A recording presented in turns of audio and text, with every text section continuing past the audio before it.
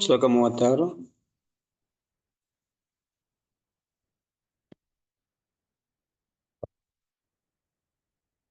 ಪಾಪಂ ಏವ ಆಶ್ರಯೇ ಅಸ್ಮಾನ್ ಅತ್ವಾ ಏತಾನ್ ಆತತಾಯಿನಃ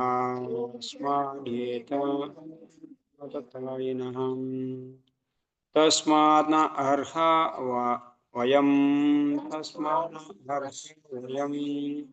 ಅಂತುಂ ದಾತ್ರ ರಾಷ್ಟ್ರಂ ಸ ಬಾಂಧವಾನ್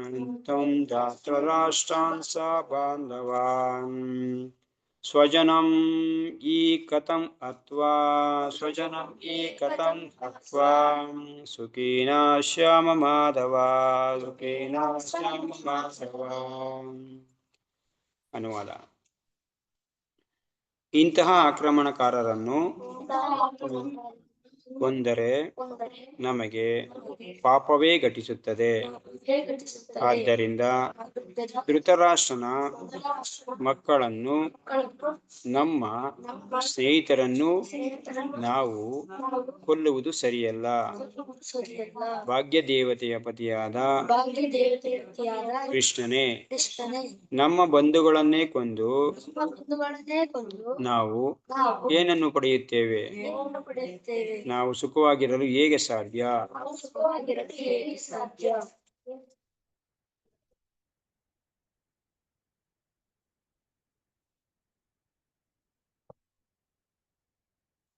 ಓಕೆ. ಸೊ ಹರೇ ಕೃಷ್ಣ. ಅರ್ಜುನ ಹೇಳ್ತಾ ಇದ್ದಾನೆ ಇಲ್ಲಿ, ನಮ್ಮ ಇಂತಹ ಆಕ್ರಮಣಕಾರರು ಯಾರು? ಇವರು ಆಕ್ರಮಣ ಮಾಡ್ತಾ ಇದ್ದಾರೆ. ಆಕ್ಚುಲಿ ನಿಜವಾಗಿ ಧೃತರಾಷ್ಟ್ರನ ಮಕ್ಕಳು ನಮ್ಮ ಮೇಲೆ ಆಕ್ರಮಣ ಅಂತಂದ್ರೆ ಏನು? ನಮ್ದೇನು ತಪ್ಪಿಲ್ದ್ರೆ ಇನ್ನೊಬ್ರು ಬಂದು ನಮ್ಗೆ ಆಕ್ರಮಣ ಮಾಡದೆ ಆಕ್ರಮಣ. ನಮ್ದು ಏನು ಒಬ್ರದ್ದು ಏನು ತಪ್ಪಿಲ್ದಿರ ಅವ್ರ ಮೇಲೆ ಹೋಗ್ಬಿಟ್ಟು ನಾವು ಏಕಾಏಕಿ ಇರ್ಬೋದು, ಸುಮ್ಮನೆ ಬೇಕು ಇಲ್ಲ ಅವ್ರನ್ನ ವಶಪಡಿಸ್ಕೊಳ್ಳೋದು, ಅವ್ರನ್ನ ಹತ್ಯೆ ಮಾಡೋಕ್ಕೋಸ್ಕರ ಆ ಥರ ಏನು ವಿನಾಕಾರಣ ಅವ್ರ ಮೇಲೆ ಅಟ್ಯಾಕ್ ಮಾಡೋದು, ಅವ್ರನ್ನ ಹತ್ಯೆ ಮಾಡೋದು, ಇದನ್ನು ಆಕ್ರಮಣ ಅಂತೀವಿ. ಇಂಥ ಆಕ್ರಮಣಕಾರನು ಇವರು. ಈಗ ದುರ್ಯೋಧನಾದಿಗಳು ಪಾಂಡವರ ಮೇಲೆ ಇದೇ ಥರ ಮಾಡ್ತಾ ಇರೋದು, ಆಕ್ರಮಣ ಮಾಡ್ತಾ ಇರೋದು. ನಿಜಕ್ಕೂ ಏನು ಪಾಂಡವರ ಕಡೆಯಿಂದ ಏನು ತಪ್ಪಾಗಿಲ್ಲ. ಇವ್ರು ಬೇಕು ಅಂತ ಇವರು ಇದನ್ನ ಕಿತ್ಕೊಂಡು, ರಾಜ್ಯನ ಕಿತ್ಕೊಂಡು ಇವಾಗ ಅವ್ರ ಮೇಲೇನೆ ಆಕ್ರಮಣ ಮಾಡ್ತಾ ಇದ್ದಾರೆ. ಇದಕ್ಕೆ ಆಕ್ರಮಣ ಅಂತ ಹೇಳ್ತಾರೆ. ಅದಕ್ಕೆ ಅರ್ಜುನ ಹೇಳ್ತಾ ಇರೋದು, ಆಕ್ರಮಣಕಾರನು ಇಂತಹ ಆಕ್ರಮಣ ಕೊಂದರೆ ನಮಗೆ ಪಾಪವೇ ಘಟಿಸುತ್ತದೆ. ನೀತಿ ಶಾಸ್ತ್ರ ಏನ್ ಹೇಳುತ್ತೆ? ಯಾರನ್ನು ಕೊಲ್ಲಬಾರದು ಅಲ್ವಾ? ಆಕ್ರಮಣಕಾರರನ್ನು ಕೂಡ ಕೊಲ್ಲಬಾರದು ಅಂತ ಹೇಳುತ್ತೆ ನೀತಿ ಶಾಸ್ತ್ರದಲ್ಲಿ. ಸೊ ಅಂದ್ರೆ ಡೀಪ್ ಶಾಸ್ತ್ರ ಮೇಲ್ಗಡೆ ಶಾಸ್ತ್ರ ಅಂತ ಇಟ್ಕೊಳ್ಳಿ. ಒಂದು ರೀತಿ ನಾರ್ಮಲ್ ಶಾಸ್ತ್ರದ ಮಾತಾಡ್ತೀವಲ್ಲ, ಅಂತ ಟೈಮಲ್ಲಿ ಪಾಪ ಘಟಿಸ್ತದೆ. ಈಗ ನೋಡಿ, ಆಕ್ರಮಣ ಮಾಡ್ತಾ ಇರೋರು ಒಂದು ರೀತಿಯಲ್ಲಿ ಡೈರೆಕ್ಟ್ ಆಗಿರ್ಬೋದು, ಇಲ್ಲ ಅವ್ರ ಜೊತೆಗೆ ಸಂಬಂಧಪಟ್ಟವ್ರು ಇರ್ಬೋದು. ಕೆಲವೊಂದ್ಸರಿ ಹಿಂಗೆ ಆಗುತ್ತೆ. ಮುಖ್ಯವಾಗಿ ನಾವೇನ್ ಮಾಡ್ತಾ ಇದೀವಿ, ಡೈರೆಕ್ಟ್ ಆಗಿ ನಾವು ಹೊಣೆ ಆಗಲ್ಲ, ಇನ್ನೊಬ್ರು ಯಾರ್ದು ಕಡೆಯಿಂದ ನಾವು ಹೋಗಿರ್ತೀವಿ. ಅವಾಗ ಅಂಥ ಟೈಮಲ್ಲಿ ಅವ್ರನ್ನೂ ಕೂಡ ಅವ್ರು ಹತ್ಯೆ ಆಗ್ಬಿಡ್ತಾರೆ. ಆದ್ರೆ ಡೈರೆಕ್ಟ್ ಕಾರಣ ಆಗಿರಲ್ಲ ಅವರು. ಸೊ ಅಂಥವ್ರನ್ನ ಹತ್ಯೆ ಮಾಡಬಾರ್ದಿತ್ತು ನಾವು, ಆದ್ರೂ ಮಾಡ್ಬಿಟ್ವಿ ಅಂತ ಇಟ್ಕೊಳ್ಳಿ. ಆ ಟೈಮಲ್ಲಿ ಪಾಪ ಬಂದ್ಬಿಡುತ್ತೆ. ಡೈರೆಕ್ಟಾಗಿ ನಮ್ಗೆ ಅಟ್ಯಾಕ್ ಮಾಡಿದವ್ರನ್ನ ಸಂಹಾರ ಮಾಡಿದ್ರೆ ಏನೋ ಓಕೆ ಅನ್ಬೋದು. ಅವ್ರ ಮಾತು ಕೇಳ್ಕೊಂಬಂದವ್ರದ್ದು ಅಷ್ಟಾಗಿ ಹತ್ಯೆ ಮಾಡಿದ್ರೆ ಅಷ್ಟಾಗಿ ಪೂರ್ಣ ಹತ್ಯೆ ಆಗಲ್ಲ. ಅದು ಅವ್ರ ಕಡೆಯಿಂದ ನಮಗೆ ಪಾಪ ಬಂದ್ಬಿಡುತ್ತೆ. ಸೊ ಇದೇ ರೀತಿ ಅವ್ರನ್ನ ಕೊಂದ್ರೆ ನಮ್ಗೇನಾಗುತ್ತೆ? ಪಾಪ ಆಗ್ಬಿಡುತ್ತೆ ಅಂತ ಅರ್ಜುನ ಲೆಕ್ಕಾಚಾರ. ಇಲ್ಲಿ ಇನ್ನೊಂದು ಮಾತಾಡ್ತಾ ಇದ್ದಾನೆ. ಇದು ಮೂರನೇ ಕಾರಣ ಏನು? ಪಾಪ ಘಟಿಸುತ್ತದೆ. ಯಾವಾಗ ನಾವು ಧೃತರಾಷ್ಟ್ರನ ಮಕ್ಕಳು ಅವರೆಲ್ಲ ನಮ್ಮ ಸ್ನೇಹಿತರನ್ನ ಕೊಂದಾಗ ಏನಾಗುತ್ತೆ? ಪಾಪ ಬರುತ್ತೆ. ಎಷ್ಟನೇ ಕಾರಣ? ಮೂರನೇ ಕಾರಣ. ಮೊದಲನೇ ಕಾರಣ ಯಾವುದು?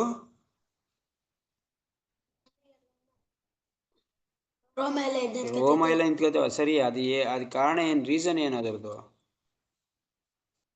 ಏನ್ ಕೊಟ್ಟ ಅರ್ಜುನ ಮೊದಲನೇ ನಾನು ಯುದ್ಧ ಮಾಡಲ್ಲ ಅನ್ನೋದಕ್ಕೆ? ಕರುಣೆ. ಅರ್ಜುನ ಮೊದಲನೇ ಕಾರಣ ಕೊಟ್ಟಿದ್ದು ಕರುಣೆ. ನನಗೆ ನಮ್ಮ ಬಂಧು ಬಾಂಧವರ ಮೇಲೆ ಕರುಣೆ ಬರ್ತಾ ಇದೆ, ಅದಕ್ಕೋಸ್ಕರ ನಾನು ಯುದ್ಧ ಮಾಡಲ್ಲ ಅಂತಂದ. ಎರಡನೇ ಕಾರಣ, ಯುದ್ಧ ಅಕಸ್ಮಾತ್ ಕರುಣೆ ಬಿಟ್ಟು ಯುದ್ಧ ಮಾಡಿದ್ರು ಕೂಡ ನನಗೆ ಈ ರಾಜ್ಯ ಹಂಚ್ಕೊಂಡು ಯಾರ ಜೊತೆ ಸುಖ ಪಡ್ಲಿ? ನಾನು ಸುಖ ಪಡಕ್ಕೆ ಯಾರು ಇರೋದೇ ಇಲ್ವಲ್ಲ, ಸತ್ತೋಗಿರ್ತಾರಲ್ಲ. ಸೊ ಆನಂದ ಬರಲ್ಲ, ನಂಗೆ ಸುಖ ಬರಲ್ಲ ನನಗೆ ಇವ್ರು ಕೊಲ್ಲೋದ್ರಿಂದ ಅಂತ ಎರಡನೇ ಕಾರಣ ಹೇಳ್ದ. ಇವಾಗ ಅದೇ ಮೂರನೇ ಕಾರಣ ಹೇಳ್ತಾನೆ. ಸಪೋಸ್ ನನಗೆ ಆನಂದ ಬರಲಿಲ್ಲ ಅಂದ್ರೂ ಪರವಾಗಿಲ್ಲ, ಯುದ್ಧ ಕರುಣೆ ಬಿಟ್ಟೆ, ಓಕೆ. ನನಗೆ ಸಂತೋಷ ಬರಲಿಲ್ಲ ಅಂತಂದ್ರೂ ಕೂಡ ಯುದ್ಧ ಮಾಡಿದೆ ಅಂತ ಇಟ್ಕೋ, ಪರವಾಗಿಲ್ಲ, ನನಗೆ ಯಾರ ಜೊತೆನೂ ಬೇಡ, ನಾನು ಒಬ್ಬನೇ ಸಂತೋಷ ಪಡ್ತೀನಿ ಅಂತ ಯುದ್ಧ ಮಾಡಿದಾಗ ಏನಾಗುತ್ತೆ? ನನಗೆ ಇವ್ರನ್ನ ಕೊಂದಿದ್ದಕ್ಕೆ ಪಾಪ ಬರುತ್ತೆ. ಶಾಸ್ತ್ರಸಮ್ಮತವಾಗಿ ನನಗೆ ಏನಾಗುತ್ತೆ? ಪಾಪ ಬರುತ್ತೆ. ಓಕೆ. ಸೊ ಅದರಿಂದ ಪಾಪ ಬರೋದ್ರಿಂದ ನಾನು ಯುದ್ಧ ಮಾಡಲ್ಲ ಅಂತ ಹೇಳ್ತೇನೆ ನೋಡಿ. ಧೃತರಾಷ್ಟ್ರನ ಮಕ್ಕಳನ್ನು ನಮ್ಮ ಸ್ನೇಹಿತರನ್ನು, ಅಂದ್ರೆ ಅವನು ಅನ್ಕೋತಾ ಇದ್ದಾನೆ ಎಲ್ಲರನ್ನು ಸ್ನೇಹಿತರು ಅನ್ಕೋತಾ ಇದ್ದಾನೆ, ಫ್ರೆಂಡ್ಸು ಹಿತೈಷಿಗಳು ಅನ್ಕೋತಾ ಇದ್ದಾನೆ ಅಲ್ಲಿರೋರೆಲ್ಲರೂ ಅಂತ. ನಾವು ಓಕೆ ಧೃತರಾಷ್ಟ್ರನ ಮಕ್ಳು ಇರ್ಲಿ, ನಮ್ಮ ಸ್ನೇಹಿತರನ್ನ ಹೆಂಗೆ ಕೊಲ್ಲೋದು ನಾನು? ಸೊ ಕೊಲ್ಲೋದು ಸರಿಯಲ್ಲ, ಇದು ಪಾಪದ ಕೆಲಸ ಸರಿಯಲ್ಲ ಅಂತ. ಭಾಗ್ಯದೇವತೆಯ ಪತಿಯಾದ ಮಾಧವನ, ಭಾಗ್ಯದೇವತೆ ಪತಿ ಯಾರನ್ನ? ಮಾಧವ ಅಂತ ಕೃಷ್ಣನ ಕರಿತಾ ಇದ್ದಾನೆ. ಭಾಗ್ಯದೇವತೆ ಪತಿಯಾದ ಕೃಷ್ಣನೇ, ನಮ್ಮ ಬಂಧುಗಳನ್ನೇ ಕೊಂದು ನಾವು ಏನನ್ನು ಪಡೆಯುತ್ತೇವೆ? ಸೊ ಪಡೆಯೋದೇನಿದೆ? ಬರೀ ರಾಜ್ಯ ಪಡೆಯೋಕ್ಕೋಸ್ಕರ ನಮ್ಮ ಬಂಧುಗಳನ್ನ ಕೊಲ್ಬೇಕಾ? ರಾಜ್ಯ ಬೇಡವೇ ಬೇಡ, ಬಿಡು, ಪರವಾಗಿಲ್ಲ. ನಾವು ಬೇಕಾದ್ರೆ ಭಿಕ್ಷೆ ಬಿಡ್ಕೊಂಡು ತಿನ್ನೋಣ, ಇಲ್ಲ ಯಾರೋ ಬೇರೆ ನಾರ್ಮಲ್ ಮನುಷ್ಯ ಥರ ಬದುಕನ, ಬಿಡು. ಸೊ ನಮಗೆ ಬೇಡವೇ ಬೇಡ, ಯುದ್ಧನೇ ಬೇಡ ನಮಗೆ, ಅವ್ರನ್ನ ಕೊಲ್ಲೋದು ಬೇಡ, ಯುದ್ಧನೂ ಬೇಡ, ರಾಜ್ಯನೂ ಬೇಡ ಅಂತ. ನಾವು ಸುಖವಾಗಿರಲು ಹೇಗೆ ಸಾಧ್ಯ? ಸೊ ಅಕಸ್ಮಾತ್ ಕೊಂದುಬಿಟ್ಟು ಕೂಡ ನಾವು ಸುಖವಾಗಿರೋಕ್ಕೆ ಹೆಂಗೆ ಸಾಧ್ಯ? ಸೊ ಪಾಪ ಬರುತ್ತೆ, ನಾವು ಸುಖವಾಗಿರಲ್ಲ ಅಂತ ಅರ್ಜುನ ಮಾತಾಡ್ತಾ ಇದ್ದಾನೆ. ಸೊ ಇದಕ್ಕೆ ಕೃಷ್ಣ ಆನ್ಸರ್ ಮುಂದೆ ಹೇಳ್ತಾನೆ. ಸೊ ಆದ್ರೆ ಪ್ರಭುಪಾದು ಇಂಥವ್ರನ್ನ ಯಾಕೆ ಕೊಲ್ಬೇಕು? ಅರ್ಜುನ ಏನ್ ಹೇಳ್ತಾ ಇದ್ದಾನಲ್ವಾ, ಕೊಲ್ಬಾರ್ದು ಅಂತ. ಆದ್ರೆ ಇಂಥವ್ರನ್ನ ಕೊಲ್ಬೇಕೋ ಬೇಡೋ ಅಂತ ಪ್ರಭುಪಾದ ಈಗಲೇ ಹೇಳ್ಬಿಡ್ತಾರೆ. ಏನು, ಯಾಕೆ ಇವ್ರನ್ನ ಕೊಲ್ಬೇಕು, ಯಾಕೆ ಕೊಲ್ಬಾರ್ದು ಅನ್ನೋದನ್ನ ಈಗಲೇ ಹೇಳ್ಬಿಡ್ತಾರೆ. ಏನು ಭಾವಾರ್ಥ? ವೇದಗಳ ಪ್ರಕಾರ ದುರಾಕ್ರಮಣ ಮಾಡುವವರು 6 ಬಗೆಯ ಜನ. ದುರಾಕ್ರಮಣ ಅಂತ ಹೇಳಿದ್ವಲ್ಲ, ಇಲ್ಲಿಂದ ಆಕ್ರಮಣ ಅಂತ ಹೇಳಿದ್ರಲ್ಲ ಇದು ಶ್ಲೋಕದಲ್ಲಿ ಪ್ರಭುಪಾದ ದುರಾಕ್ರಮಣ ಮಾಡೋರು 6 ಥರ ಜನ. ಏನು ಅಂದ್ರೆ ಈ ಥರದವ್ರನ್ನ ನಾವು ಆಕ್ರಮಣ ಮಾಡ್ತಾ ಇದ್ದಾರೆ ಅಂತ ಹೇಳ್ಬೋದು. ಮೊದಲನೇದು ವಿಷ ಹಾಕವನು. ಯಾವುದಕ್ಕೆ ವಿಷ ಹಾಕವನು? ಊಟಕ್ಕೆ ವಿಷ ಹಾಕವನು ಅಂಥವನು ದುರಾಕ್ರಮಣ ಮಾಡ್ತಾನೆ ಅಂತ. ಯಾರು ನಮ್ ಅಕಸ್ಮಾತ್ ಊಟಕ್ಕೆ ವಿಷ ಹಾಕೋದು ಯಾವಾಗ? ಅಕಸ್ಮಾತ್ ತುಂಬಾ ನಮ್ಗೆ ಅವನು ಆ ಥರ ಮಾಡಿದ್ದ ಅಂತ ಇಟ್ಕೊಂಡ್ರೆ ಬೇಕಾರೆ ನಾವು ಅಂಥ ಟೈಮಲ್ಲೂ ಆಗ್ಬಾರ್ದು. ಸೊ ಹಾಕೋದ್ರೆ ಏನೋ ಒಂದು ರೀತಿ ಓಕೆ ಅನ್ಸುತ್ತೆ. ಆದ್ರೆ ನಮ್ದು ಏನು ತಪ್ಪಿಲ್ದ್ರೆ ವಿಷ ಹಾಕೋನು ದುರಾಕ್ರಮಣ ಮಾಡೋನು. ಸೊ ಇದನ್ನ ದುರ್ಯೋಧನ ಮಾಡಿದಾನೋ ಇಲ್ವೋ? ಮಾಡಿದಾನೆ. ಯಾವ ಸಂದರ್ಭದಲ್ಲಿ? ಭೀಮನ್ನ ಏನಾರು ಹತ್ಯೆ ಮಾಡ್ಬಿಡ್ಬೇಕಂತ ನಾವು ಅವ್ನಿಗೇನ್ ಮಾಡ್ತಾರೆ? ವಿಷ ಹಾಕಿರೋಂಥ ಅನ್ನ ತಿನ್ಸ್ಬಿಟ್ಟು ಅವನನ್ನ ಇದಕ್ಕೆ ಹಾಕ್ಬಿಡ್ತಾರೆ, ಗಂಗಾ ನದಿಗೆ ಹಾಕ್ಬಿಡ್ತಾರೆ. ಗಂಗಾ ನದಿಯಲ್ಲಿ ಅವನು ಮುಳುಗೋಗಿ ಸತ್ತೋಗ್ಲಿ ಅಂತ. ಸೊ ಈ ತರ ವಿಷ ಹಾಕಿದ್ದಾರೆ. ಮತ್ತೆ ಮನೆಗೆ ಬೆಂಕಿ ಹಚ್ಚುವುದು. ಯಾರೇ ಒಬ್ಬ, ಇದು ಬರೀ ಪಾಂಡವ್ರು ಹೇಳ್ತಾ ಇಲ್ಲ, ಯಾರೇ ಮಾಡಿದ್ರು ಅಷ್ಟೇ, ಮನೆಗೆ ಬೆಂಕಿ ಹಾಕೋನು. ವಾಸ ಮಾಡೋಂಥ ಮನೆಗೆ ಇನ್ನೊಬ್ಬರಿಗೆ ತೊಂದರೆ ಆಗ್ಲಿ ಅಂತ ಮನೆಗೆ ಬೆಂಕಿ ಹಚ್ಚೋನು. ಯಾಕೆಂದ್ರೆ ಒಂದು ಕಾಲದಲ್ಲಿ ಮನೆಗೆ ಬೆಂಕಿ ಹಚ್ಚೋದು ಅಂದರೆ ತುಂಬ ದೊಡ್ಡ ಅಪರಾಧ. ಯಾಕೆ ಅಂತಂದರೆ ಅದ್ರಲ್ಲಿ ವಾಸ ಮಾಡ್ತಿರ್ತಾರೆ ಜನ, ಎಲ್ಲ ರೀತಿಯಿಂದ ರಕ್ಷಣೆ ಕೊಡ್ತಾ ಇರುತ್ತೆ. ರಕ್ಷಣೆ ಇಲ್ದಂಗೆ ಮಾಡ್ತಾ ಇರೋದು ಅಂದ್ರೆ ತುಂಬ ಪಾಪದ ಕೆಲಸ. ಸೊ ಈ ಥರ ಆಕ್ರಮಣ ಮಾಡೋದು ಪಾಪ ಅಂತ ಆಗುತ್ತೆ ಅಂತ, ಯಾರೇ ಮಾಡಲಿ ಹೆಂಗೆ ಮಾಡಲಿ ಅದು. ಸೊ ಆಯ್ತಾ?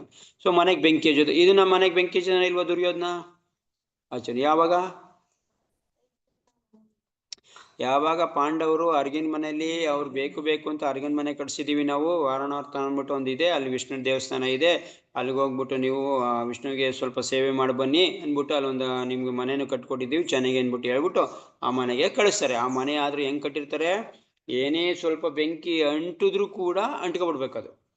ಈ ಎಣ್ಣೆ ಹಾಕಿ ಮತ್ತೆ ಎಣ್ಣೆಯಲ್ಲಿ ಮುಳುಗಿಸಿದಂಥ ಮರಗಳು ಮತ್ತೆ ಮೇಣತ್ತರ ವಸ್ತುಗಳು ಇಂತಿದ್ರಿಂದ ಅಂದ್ರೆ ಬೆಂಕಿ ಏನಾರ ಸ್ಪರ್ಶ ಆದ್ರೆ ಅಂಟ್ಕೊಬಿಡ್ಬೇಕು ಅದು ಮನೆ. ಆ ಥರ ಮನೆ ಕಟ್ಟಿರ್ತಾರೆ.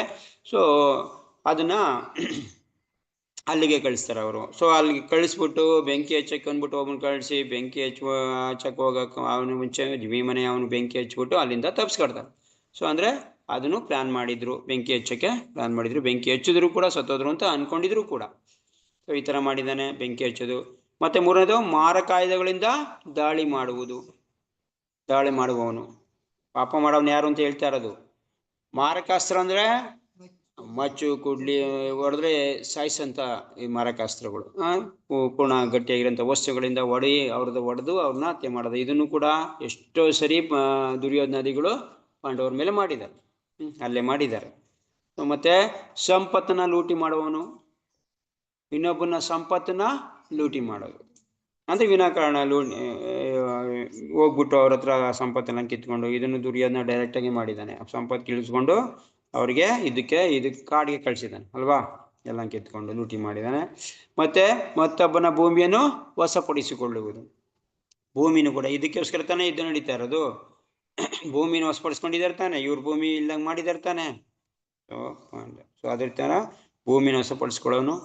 ಮತ್ತೆ ಈ ವಶಪಡಿಸ್ಕೊಳ್ಳೋದು ಅಂದ್ರೇನು, ಈ ಸುಳ್ಳು ಹೇಳಿ ಮೋಸದಿಂದ ಬರ್ಸ್ಕೊಂಡ್ಬಿಡೋದು, ಸೈನ್ ಹಾಕ್ಸ್ಕೊಂಡ್ಬಿಡೋದು, ಇದೆಲ್ಲ ಮಾಡ್ತಾರಲ್ಲ, ಇದೆಲ್ಲ ಭೂಮಿನ ವಶಪಡಿಸ್ಕೊಳ್ಳೋದು. ಇದು ಪಾಪ ಕೆಲಸ, ಇದನ್ನು ಮಾಡಬಾರ್ದು. ಮತ್ತೆ ಮತ್ತೊಬ್ಬನ ಹೆಂಡತಿನ ಅಪಹರಣ ಮಾಡೋದು, ಬೇರೆ ಒಬ್ಬನ ಹೆಂಡತಿನ ಇವನು ಅಪಹರಣ ಮಾಡೋದು. ಇದನ್ನ ಪಾಂಡವರು ಕೂಡ ದ್ರೌಪದಿ ಬಗ್ಗೆ ಮಾಡಿದ್ದಾರೆ ಅಲ್ವಾ, ಅಪಹರಣ ಮಾಡಿದ್ದಾರೆ, ಅಪಹರಣ ಮಾಡಕ್ ನೋಡಿದ್ದಾರೆ, ಮತ್ತೆ ಅವಳ ಶೀಲನಾರಣ ಮಾಡಕ್ ನೋಡಿದ್ದಾರೆ ಸುಂಬಿ ಸಭೆಯಲ್ಲಿ. ಸೊ ಈ ತರ ಎಲ್ಲ, ಈ ತರ ವ್ಯಕ್ತಿಗಳನ್ನ, ಇದು ಪಾಪದ ಕೆಲಸ. ಒಬ್ಬ ವ್ಯಕ್ತಿ ಅಧರ್ಮದ ಕೆಲಸ, ಇವು ಪಾಪ ಮಾಡೋದನ್ನ ಕೆಲಸ. ಈ 6 ತರ ಬಗೆಗಳು ಯಾವ್ದು?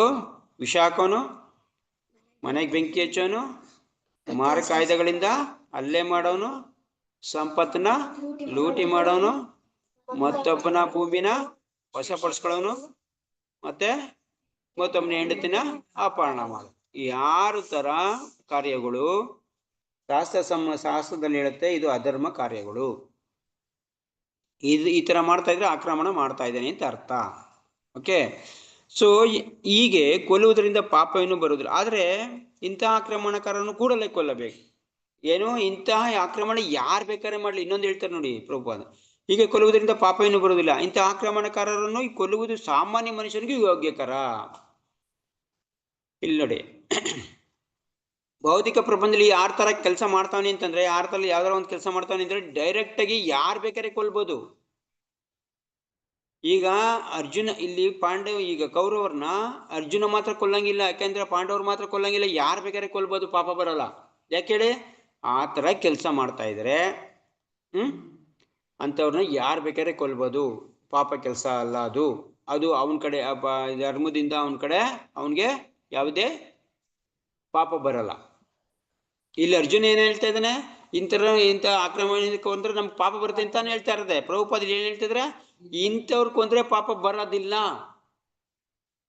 ಶಾಸ್ತ್ರ ಹೇಳ್ತಾ ಇದೆ ಇಂಥವ್ರದ್ದು ಇದು ದುರಾಕ್ರಮಣ ಮಾಡೋಂಥ ರೀತಿ. ಇಂಥವ್ರನ್ನ ಯಾರು ಬೇಕಾದ್ರೆ ಕೊಲ್ಬೋದು, ಅವನೇ ಅಂತಲ್ಲ, ಯಾರು ಬೇಕಾದ್ರೆ ಕೊಲ್ಬೋದು. ಸಾಮಾನ್ಯ ಒಬ್ಬ ನಾರ್ಮಲ್ ಆಗಿರೋಂಥ ಮನುಷ್ಯನು ಕೊಲ್ಬೇಕಡ, ಕೌರವ್ರನ್ನ ಬೇಕಾದ್ರೆ ಕೊಲ್ಬೋದು ಇಂಥ ಸಂದರ್ಭದಲ್ಲಿ. ಆದ್ರೆ ಅರ್ಜುನ ಕೊಂದ್ರಂತೂ ಪಾಪನೇ ಇಲ್ಲ, ಯಾಕಂದ್ರೆ ಡೈರೆಕ್ಟ್ ಆಗಿ ಅವನಿಗೆ ಆಗಿರೋದಿಲ್ಲ ಅಲ್ವಾ. ಅದರಿಂದ ಅವರ ಇದಾಗ ಕೊಲ್ಬೋದು, ಏನಾಯ್ತು ತೊಂದ್ರೆನೇ ಇಲ್ಲ ಅವನಿಗೆ. ಆದ್ರೆ ಇಲ್ಲಿ ಏನು ಪಾಪದ ಮಾತಾಡ್ತಾ ಇದ್ದಾನೆ ಅಂತ ಹೇಳ್ತಾರೆ. ಸಾಮಾನ್ಯ ಮನುಷ್ಯನಿಗೆ ಯೋಗ್ಯಕರ. ನೋಡಿ, ಅಕಸ್ಮಾತ್ ಇವಾಗ ಏನಾದರೂ ನಾವು ಈ ಥರದವ್ರೆಲ್ಲರನ್ನು ಕೊಲ್ಬೇಕು ಅಂದ್ರೆ ಇಡೀ ಪ್ರಪಂಚದ ಎಲ್ಲರನ್ನೂ ಕೊಂದ್ಕ ಬರ್ಬೇಕಾಗತ್ತೆ. ಒಂದಲ್ಲ ಒಂದ್ ರೀತಿಯಲ್ಲಿ ಈ ತರ ಎಲ್ಲ ಕೆಲಸ ಮಾಡ್ತಾ ಇದಿರ್ತಾನೆ ಪ್ರತಿಯೊಬ್ರು. ಯಾರಲ್ಲಿ ಯಾವ್ದಾರ ಒಂದ್ ಕೆಲಸ ಮಾಡ್ತಾ ಇದಿರ್ತಾನೆ ಪ್ರತಿಯೊಬ್ರು, ಅಂದ್ರೆ ಎಲ್ಲರನ್ನೂ ಕೊಂದ್ಕ ಬರ್ಬೇಕು ನಾವು. ಈವನ್ ನಮ್ನು ಸೇರಿಸಿ, ಮಿಟ್ಟಲ್ಲ ನಮ್ಗಳನ್ನೂ ಸೇರಿಸ್ಕೊಂಡು ಆಗುತ್ತಾ ಇದು? ಈ ತರ ಮಾಡಕ್ ಆಗುತ್ತಾ ಇವಾಗ? ಅಕಸ್ಮಾತ್ ನಾ ಶಾಸ್ತ್ರ ಅನುಸರಿಸ್ತೀನಪ್ಪ, ಇಂಥವ್ರು ಹಿಂಗ್ ಮಾಡ್ತಾ ಇದ್ಯಾ, ಫಸ್ಟ್ ಆಫ್ ಆಲ್ ನಿನ್ನ ಕೊಲ್ಬೇಕು ಬೇರೆಯವರು. ಯಾಕೇಳ, ನೀನು ಇದ್ರಲ್ಲಿ 6ರಲ್ಲಿ ಯಾವ್ದಾರ ಒಂದ್ ಮಾಡಿರ್ತೀಯ, ಡೈರೆಕ್ಟ್ ಆಗಿ ಮಾಡಿರ್ತೀಯಾ ಇಲ್ಲ ಇಂಡೈರೆಕ್ಟ್ ಆಗಿ ಮಾಡಿರ್ತೀಯಾ ಅಲ್ವಾ. ಸೊ ಹಂಗಾಗಿ ಯಾರನ್ನೂ ಕೊಲ್ಲಂಗಿಲ್ಲ. ಅದಕ್ಕೆ ಏನು ಹೇಳ್ತಾ ಚೈತನ್ಯ ಮಹಾಪ್ರಭು ಹೇಳ್ಕೊಟ್ಟಿದ್ದೇನೋ, ಅವನಲ್ಲಿರೋಂಥ ಪಾಪ ಗುಣನ ಕೊಲ್ಲು. ಈಗ ನಿಮ್ಮಲ್ಲಿ 2 ತರ ಇದೆ. ಈಗ ದಾಮೋದರ್ನಲ್ಲಿ ಒಳ್ಳೆ ಗುಣನೂ ಇದೆ, ಕೆಟ್ಟ ಗುಣನೂ ಇದೆ, ಹೌದಾ? ಒಳ್ಳೆ ಗುಣಗಳು ಇದೆ, ಕೆಟ್ಟ ಗುಣಗಳು ಇದ್ದಾಗ ಕೆಟ್ಟ ಗುಣಗಳು ಇದ್ದಾಗ ಒದೆ ತಿಂತಾನೆ, ಒಳ್ಳೆ ಗುಣಗಳಿದ್ದಾಗ ಒಳ್ಳೆ ತಿಂಡಿ ತೀರ್ಥ ತಿಂತಾನೆ ಜಾಸ್ತಿ, ಹೌದಾ?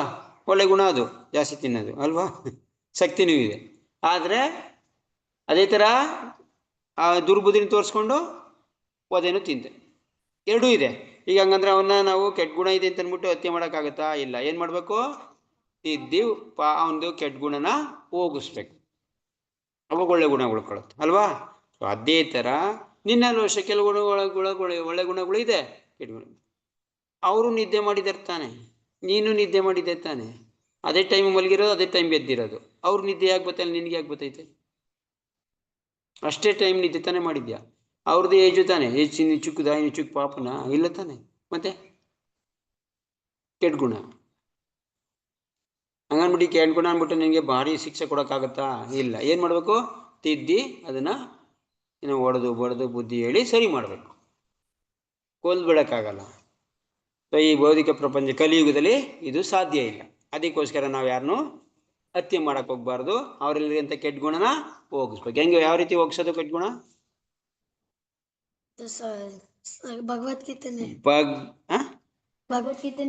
ಭಗವಂತಂದು ನಾಮ ಜಪದಿಂದ. ಭಗವಂತನಿಗೆ ಒಬ್ಬನಿಗೆ ಭಗವಂತಂದು ನಾಮದ್ದು ಮಹಿಮೆ ಹೇಳಿ, ಭಗವಂತನ ಬಗ್ಗೆ ಭಕ್ತಿ ಬರೋ ಥರ ಮಾಡಿ ಹರೇಕೃಷ್ಣ ಮಂತ್ರದಿಂದ ಅವನ್ನ ಒಳ್ಳೆಯನ್ನಾಗಿ ಮಾಡ್ಬೋದು. ಸಾಧ್ಯ, ಕೊಲ್ಲೋದಕ್ಕಿಂತ ಅದೈತೆ. ಯಾಕೆಂದ್ರೆ ಇಲ್ಲಿ ಅಂದ್ರೆ ಎಲ್ಲರನ್ನೂ ಕೂತ್ಕೊಂಡು 99% ಎಲ್ಲರನ್ನೂ ಕೂತ್ಕೊ ಬರ್ಬೇಕಾಗತ್ತೆ. ಒಂದಲ್ಲ ಒಂದು ರೀತಿ ಈ ಥರ ಪಾಪ ಮಾಡಿರ್ತಾನೆ. ಡೈರೆಕ್ಟ್ ಆಗಿರ್ಬೋದು, ಇಂಡೈರೆಕ್ಟ್ ಆಗಿರ್ಬೋದು. ಈಗ ನೋಡಿ, ಭೀಷ್ಮ ದ್ರೋಣ ಡೈರೆಕ್ಟ್ ಆಗಿ ಏನಾರ ಪಾಪ ಮಾಡ್ತಾ ಇದ್ದಾರಾ? ಇಲ್ಲ. ಡೈರೆಕ್ಟ್ ಆಗಿ ಏನಾರ ಅವ್ರು ಮಾಡಿದ್ರ ಆ ಥರ ಈ ಥರ ಆರು ಕೆಲಸ ಇಲ್ಲ. ಅವರು ಸಪೋರ್ಟ್ ಏನೋ ಮಾಡ್ತಾ ಇರೋರಿಗೆ ಸಪೋರ್ಟ್ ಮಾಡ್ತಾ ಇದ್ದಾರೆ, ಅದೊಂದೇ ತಪ್ಪಾಗಿರೋದಿಲ್ಲ. ಅವ್ರು ಡೈರೆಕ್ಟಾಗಿ ಮಾಡಲಿಲ್ಲ ಯಾರು ಕೆಲಸ, ಆದರೆ ಯಾರು ಕೆಲಸ ಮಾಡ್ತಾ ಇರ್ಬೇಕಾದ್ರೆ ತಡಿಬೋದಿತ್ತು ಅವ್ರನ್ನ ಎಲ್ಲ ಟೈಮಲ್ಲೂ. ಆದರೆ ಅವರು ಅದನ್ನು ಮಾಡಲಿಲ್ಲ ಡೈರೆಕ್ಟಾಗಿ, ಅದಕ್ಕೋಸ್ಕರ ಅವರು ತಪ್ಪು ಮಾಡ್ತಾ ಇದ್ದಾರೆ ಅಂತ ಅರ್ಥ. ಅದೇ ಥರ ಈ ಭೌತಿಕ ಪ್ರಪಂಚದಲ್ಲಿ ನೀವು ಮಾಡಲಿಲ್ಲ ಅಂದರೂ ಇಂಡೈರೆಕ್ಟಾಗಿ ಇನ್ನೊಬ್ರಿಗೆ ಹೆಲ್ಪ್ ಮಾಡ್ತಾ ಇದ್ದೀರಾ, ಪ್ರೇರಣೆ ಮಾಡ್ತಾ ಇದ್ದೀರಾ. ಇದೆಲ್ಲ ಏನೋ ನೀವು ಮಾಡ್ದಂಗೆ. ಸೊ ಹಂಗಾದ್ರೆ ಈ ಕಲಿಯುಗದಲ್ಲಿ ಒಬ್ಬನೂ ಉಳ್ಕೊಳ್ಳಂಗಿಲ್ಲ, ಭೂಮಿ ಮೇಲೆ ಒಬ್ಬನೂ ಇಳ್ಕೊಳ್ಳಂಗೆ ಎಲ್ಲಾರನ್ನೂ ಕೊಲ್ಬೇಕಾಗತ್ತೆ. ಶಾಸ್ತ್ರ ಸಮ್ಮತವಾಗಿ ನಾನು ಹೋಗ್ತೀನಿ ಅಂತಂದ್ರೆ ಆಯ್ತಾ? ಇನ್ನು ಶಾಸ್ತ್ರ ಇದು ಹಿಂಗೆ ಹೇಳ್ಬಿಟ್ಟಿದ್ದಾರೆ ಭಗವದ್ಗೀತೆಯಲ್ಲಿ, ರೂಪಾದ ಹಿಂಗೆ ಹೇಳ್ಬಿಟ್ಟಿದ್ದಾರೆ, ತಗೋ ಒಂದು ಮಚ್ಚ ಬಂದ್ಕೊಂಡು ಹೋಗೋಣ ಅದು ಎಲ್ಲಾರನ್ನೂ ತಂದ್ರೆ ಏನು ಮಾಡ್ತಾರೆ? ಒಬ್ಬನೂ ಆಗಕ್ಕಲ್ಲ. ಯಾಕೆಂದ್ರೆ ಫಸ್ಟ್ ಮಾಡಕ್ಕೆ ಹೋದಕ್ಕೆ ನಿನ್ನ ನೋಡ್ಕೊ, ನೀನು ಫಸ್ಟ್ ನೀನು ಥರ ಮಾಡಿದೆ ಅಂತ ನಮಗೆ ಹೇಳ್ತಾರೆ. ಆಗುತ್ತಾ ನಿಮ್ಮನ್ನ ಗೊತ್ಕೊಳ್ಳೋಕೆ? ನೀವು ಆಗಲ್ಲ ತಾನೆ, ಆ ಥರ ಮಾಡೋಕ್ಕಾಗೋದಿಲ್ಲ. ಅವರಿರುವಂಥ ಗುಣನ ಚೇಂಜ್ ಮಾಡ್ಬೇಕಷ್ಟೆ. ಏನೋ ನಾವು ಗೊತ್ತಿದ್ದು ನಾವು ಮೇಲ್ಗಡೆ ಹೇಳ್ತಾ ಇದೀವಿ ಅಷ್ಟೇ, ಆದರೆ ಈ ಗುಣಗಳು ನಮ್ಮಲ್ಲೂ ಇದೆ. ಏನು ತಿಳ್ಕೊಬಿಟ್ಟು ಸುಮ್ಮನೆ ಹೇಳ್ತಾ ಇದ್ದೀವಿ ಎಲ್ಲ ಇಲ್ಲ ಅಂತ ಅನ್ಕೊಂಬಿಡಿ. ಹೇಳ್ತಾ ಇದ್ದೀವಿ ನಾವು ಕೃಷ್ಣ ಪ್ರಜ್ಞೆಯಲ್ಲಿದ್ದೀವಿ, ತಿಲಕ ಹಾಕ್ಕೊಂಡಿದ್ದೀವಿ, ಜಪ ಮಾಡ್ತಾ ಇದ್ದೀವಿ. ಇಲ್ಲ, ಈ ಗುಣಗಳು ನಮ್ಮ ಇಂಡೈರೆಕ್ಟಾಗಿ ನಮ್ಮಲ್ಲೂ ಇದ್ದಾವೆ. ಯಾಕೆಂದರೆ ಮಾಡ್ತಾ ಇರೋರಿಗೆ ಸಪೋರ್ಟ್ ಮಾಡ್ತಾ ಇದ್ದೀವಿ, ಏನು ಹೇಳ್ತಾ ಇಲ್ಲ, ಅವ್ರ ಬುದ್ಧಿನ ಕಳ್ಸಕ್ಕೆ ಹೋಗ್ತಾ ಇಲ್ಲ, ಏನು ಹೇಳ್ತಾ ಇಲ್ಲ. ಅಂದಮೇಲೆ ನೀವು ಅವನಿಗೆ ಸಪೋರ್ಟ್ ಆಗಿ ಹೇಳಿರ. ಸೊ ಒಂದರ್ಥದಲ್ಲಿ ನಾವು ಕೂಡ ಮಾಡ್ತಾ ಇದ್ದೀವಿ, ಅದರಿಂದ ಕೊಲ್ಲಕ್ಕಾಗೋದಿಲ್ಲ. ಆದರೆ ಅರ್ಜುನನು ಸಾಮಾನ್ಯ ಮನುಷ್ಯನಾಗಿರಲಿಲ್ಲ. ಇಲ್ಲಿ ಅರ್ಜುನ ಪರಿಸ್ಥಿತಿಯನ್ನು ಸಾಮಾನ್ಯ ಮನುಷ್ಯ ಆಗಿರಲಿಲ್ಲ, ಅವನದು ಸಂತ ಸದೃಶ ಸ್ವಭಾವ. ಅರ್ಜುನ ಏನಾಗಿದ್ದಾನೆ ಇಲ್ಲಿ? ತುಂಬ ಸಂತ ಸ್ವಭಾವ, ತುಂಬ ಶಾಂತವಾಗಿರೋಂಥ ಸ್ವಭಾವ ಒಂದು. ಸೊ ಇಂಥದಕ್ಕೆಲ್ಲ ಅವನಿಗೆ ಆಗೋದೇ ಇಲ್ಲ ಅಂತ. ಆದ್ದರಿಂದ ಅವನು ಸಂತನಂತೆಯೇ ಅವರೊಡನೆ ನಡೆದುಕೊಳ್ಳಲು ಬಯಸಿದ. ನೋಡಿ, ಈಗ ಬ್ರಾಹ್ಮಣರು ಏನೇ ತಪ್ಪಾಗ್ತಾ ಇದ್ರು ಅವರು ಏನು ಜಾಸ್ತಿ ಕೇಳಕ್ ಹೋಗಲ್ಲ. ಅವ್ರಿಗೆ ಗೊತ್ತಿರುತ್ತೆ ಎಲ್ಲ ಅದು ಮಾಡ್ತಾರ ತಪ್ಪು ಅಂತ, ಆದರೆ ಡೈರೆಕ್ಟಾಗಿ ಹೇಳಕ್ ಹೋಗಲ್ಲ. ಯಾಕೆ ಹೇಳಿದ್ರೆ ಅವ್ರು ಕೇಳೋ ಸ್ಥಿತಿ ಇರಲ್ಲ ಒಂದು, ಮತ್ತೆ ಈತ ಟೈಮಲ್ಲೆಲ್ಲ ಇದು ನಡೆಯಲ್ಲ, ಆಗೋದಿಲ್ಲ. ಸಂತರು ಹೆಂಗನ ಮಾಡ್ಕೊಳಪ್ಪ ಭಗವಂತ ನೋಡ್ಕೊತಾನೆ, ಇದು ಈ ಥರ ಭಾವ. ಎಷ್ಟೋ ಜನ ಹಿಂಗೆ ಇರೋದು. ನಮ್ಮ ಇಂಡಿಯನ್ಸ್ ಬುದ್ಧಿ, ನಮ್ಮ ಭಾರತ ಭೂಮಿಲಿ ಇರೋಂಥ ಜನದ ಬುದ್ಧಿ ಅಂದರೆ ಹಿಂಗೇನೆ. ಏನೇ ಒಬ್ರು ಕೆಡ್ದು ಮಾಡ್ತಾ ಇದ್ರು ಅದನ್ನ ಅಪೋಸ್ ಮಾಡಕ್ ಹೋಗಲ್ಲ, ತಿದ್ದಕ್ ಹೋಗಲ್ಲ, ಅವ್ರಿಗೆ ಇದು ಮಾಡಕ್ ಹೋಗಲ್ಲ. ಯಾಕೆ ಅಂತಂದ್ರೆ ಕರ್ಮ ಏನೋ ಮಾಡಿದರೆ ಭಗವಂತ ನೋಡ್ಕೊತಾನೆ ಬಿಡು ಅವ್ರನ್ನ. ಅವ್ನು ತಪ್ಪು ಮಾಡ್ತಾ ಇದ್ರೆ ಭಗವಂತ ನೋಡ್ಕೊತಾನೆ, ನಾವು ತಿದ್ದಕ್ ಹೋಗಲ್ಲ, ಭಗವಂತ ನೋಡ್ಕೊತಾನೆ. ಈ ಥರ ಭಾವನೆಯಿಂದ ಎಲ್ಲರೂ ಅವ್ರವ್ರು ಹಂಗಂಗೆ ಸುಮ್ಮನೆ ಇದ್ದಾರೆ. ಇದು ಇರ್ಬೋದು, ಮತ್ತೆ ಸೋಂಬೇರಿತನ ಇರ್ಬೋದು, ಇಲ್ಲ ಅಂತಂದ್ರೆ ಅವ್ರ ಬಗ್ಗೆ ಗಮನ ಇಲ್ದೇನೂ ಇರ್ಬೋದು, ಅವರೇ ತಪ್ಪು ಮಾಡ್ತಾ ಇರಲ್ಲ ಅದಕ್ಕಿರ್ಬೋದು, ಬೇರೆ ಬೇರೆ ಕಾರಣ. ಸಂತ ಸದೃಶ ಅವನು ಸಂತನತೆ ನಡೆದುಕೊಳ್ಳಲು ಬಯಸಿದ, ಆದರೆ ಇಂಥ ಸಂತನ ರೀತಿ ಕ್ಷತ್ರಿಯನಿಗಲ್ಲ.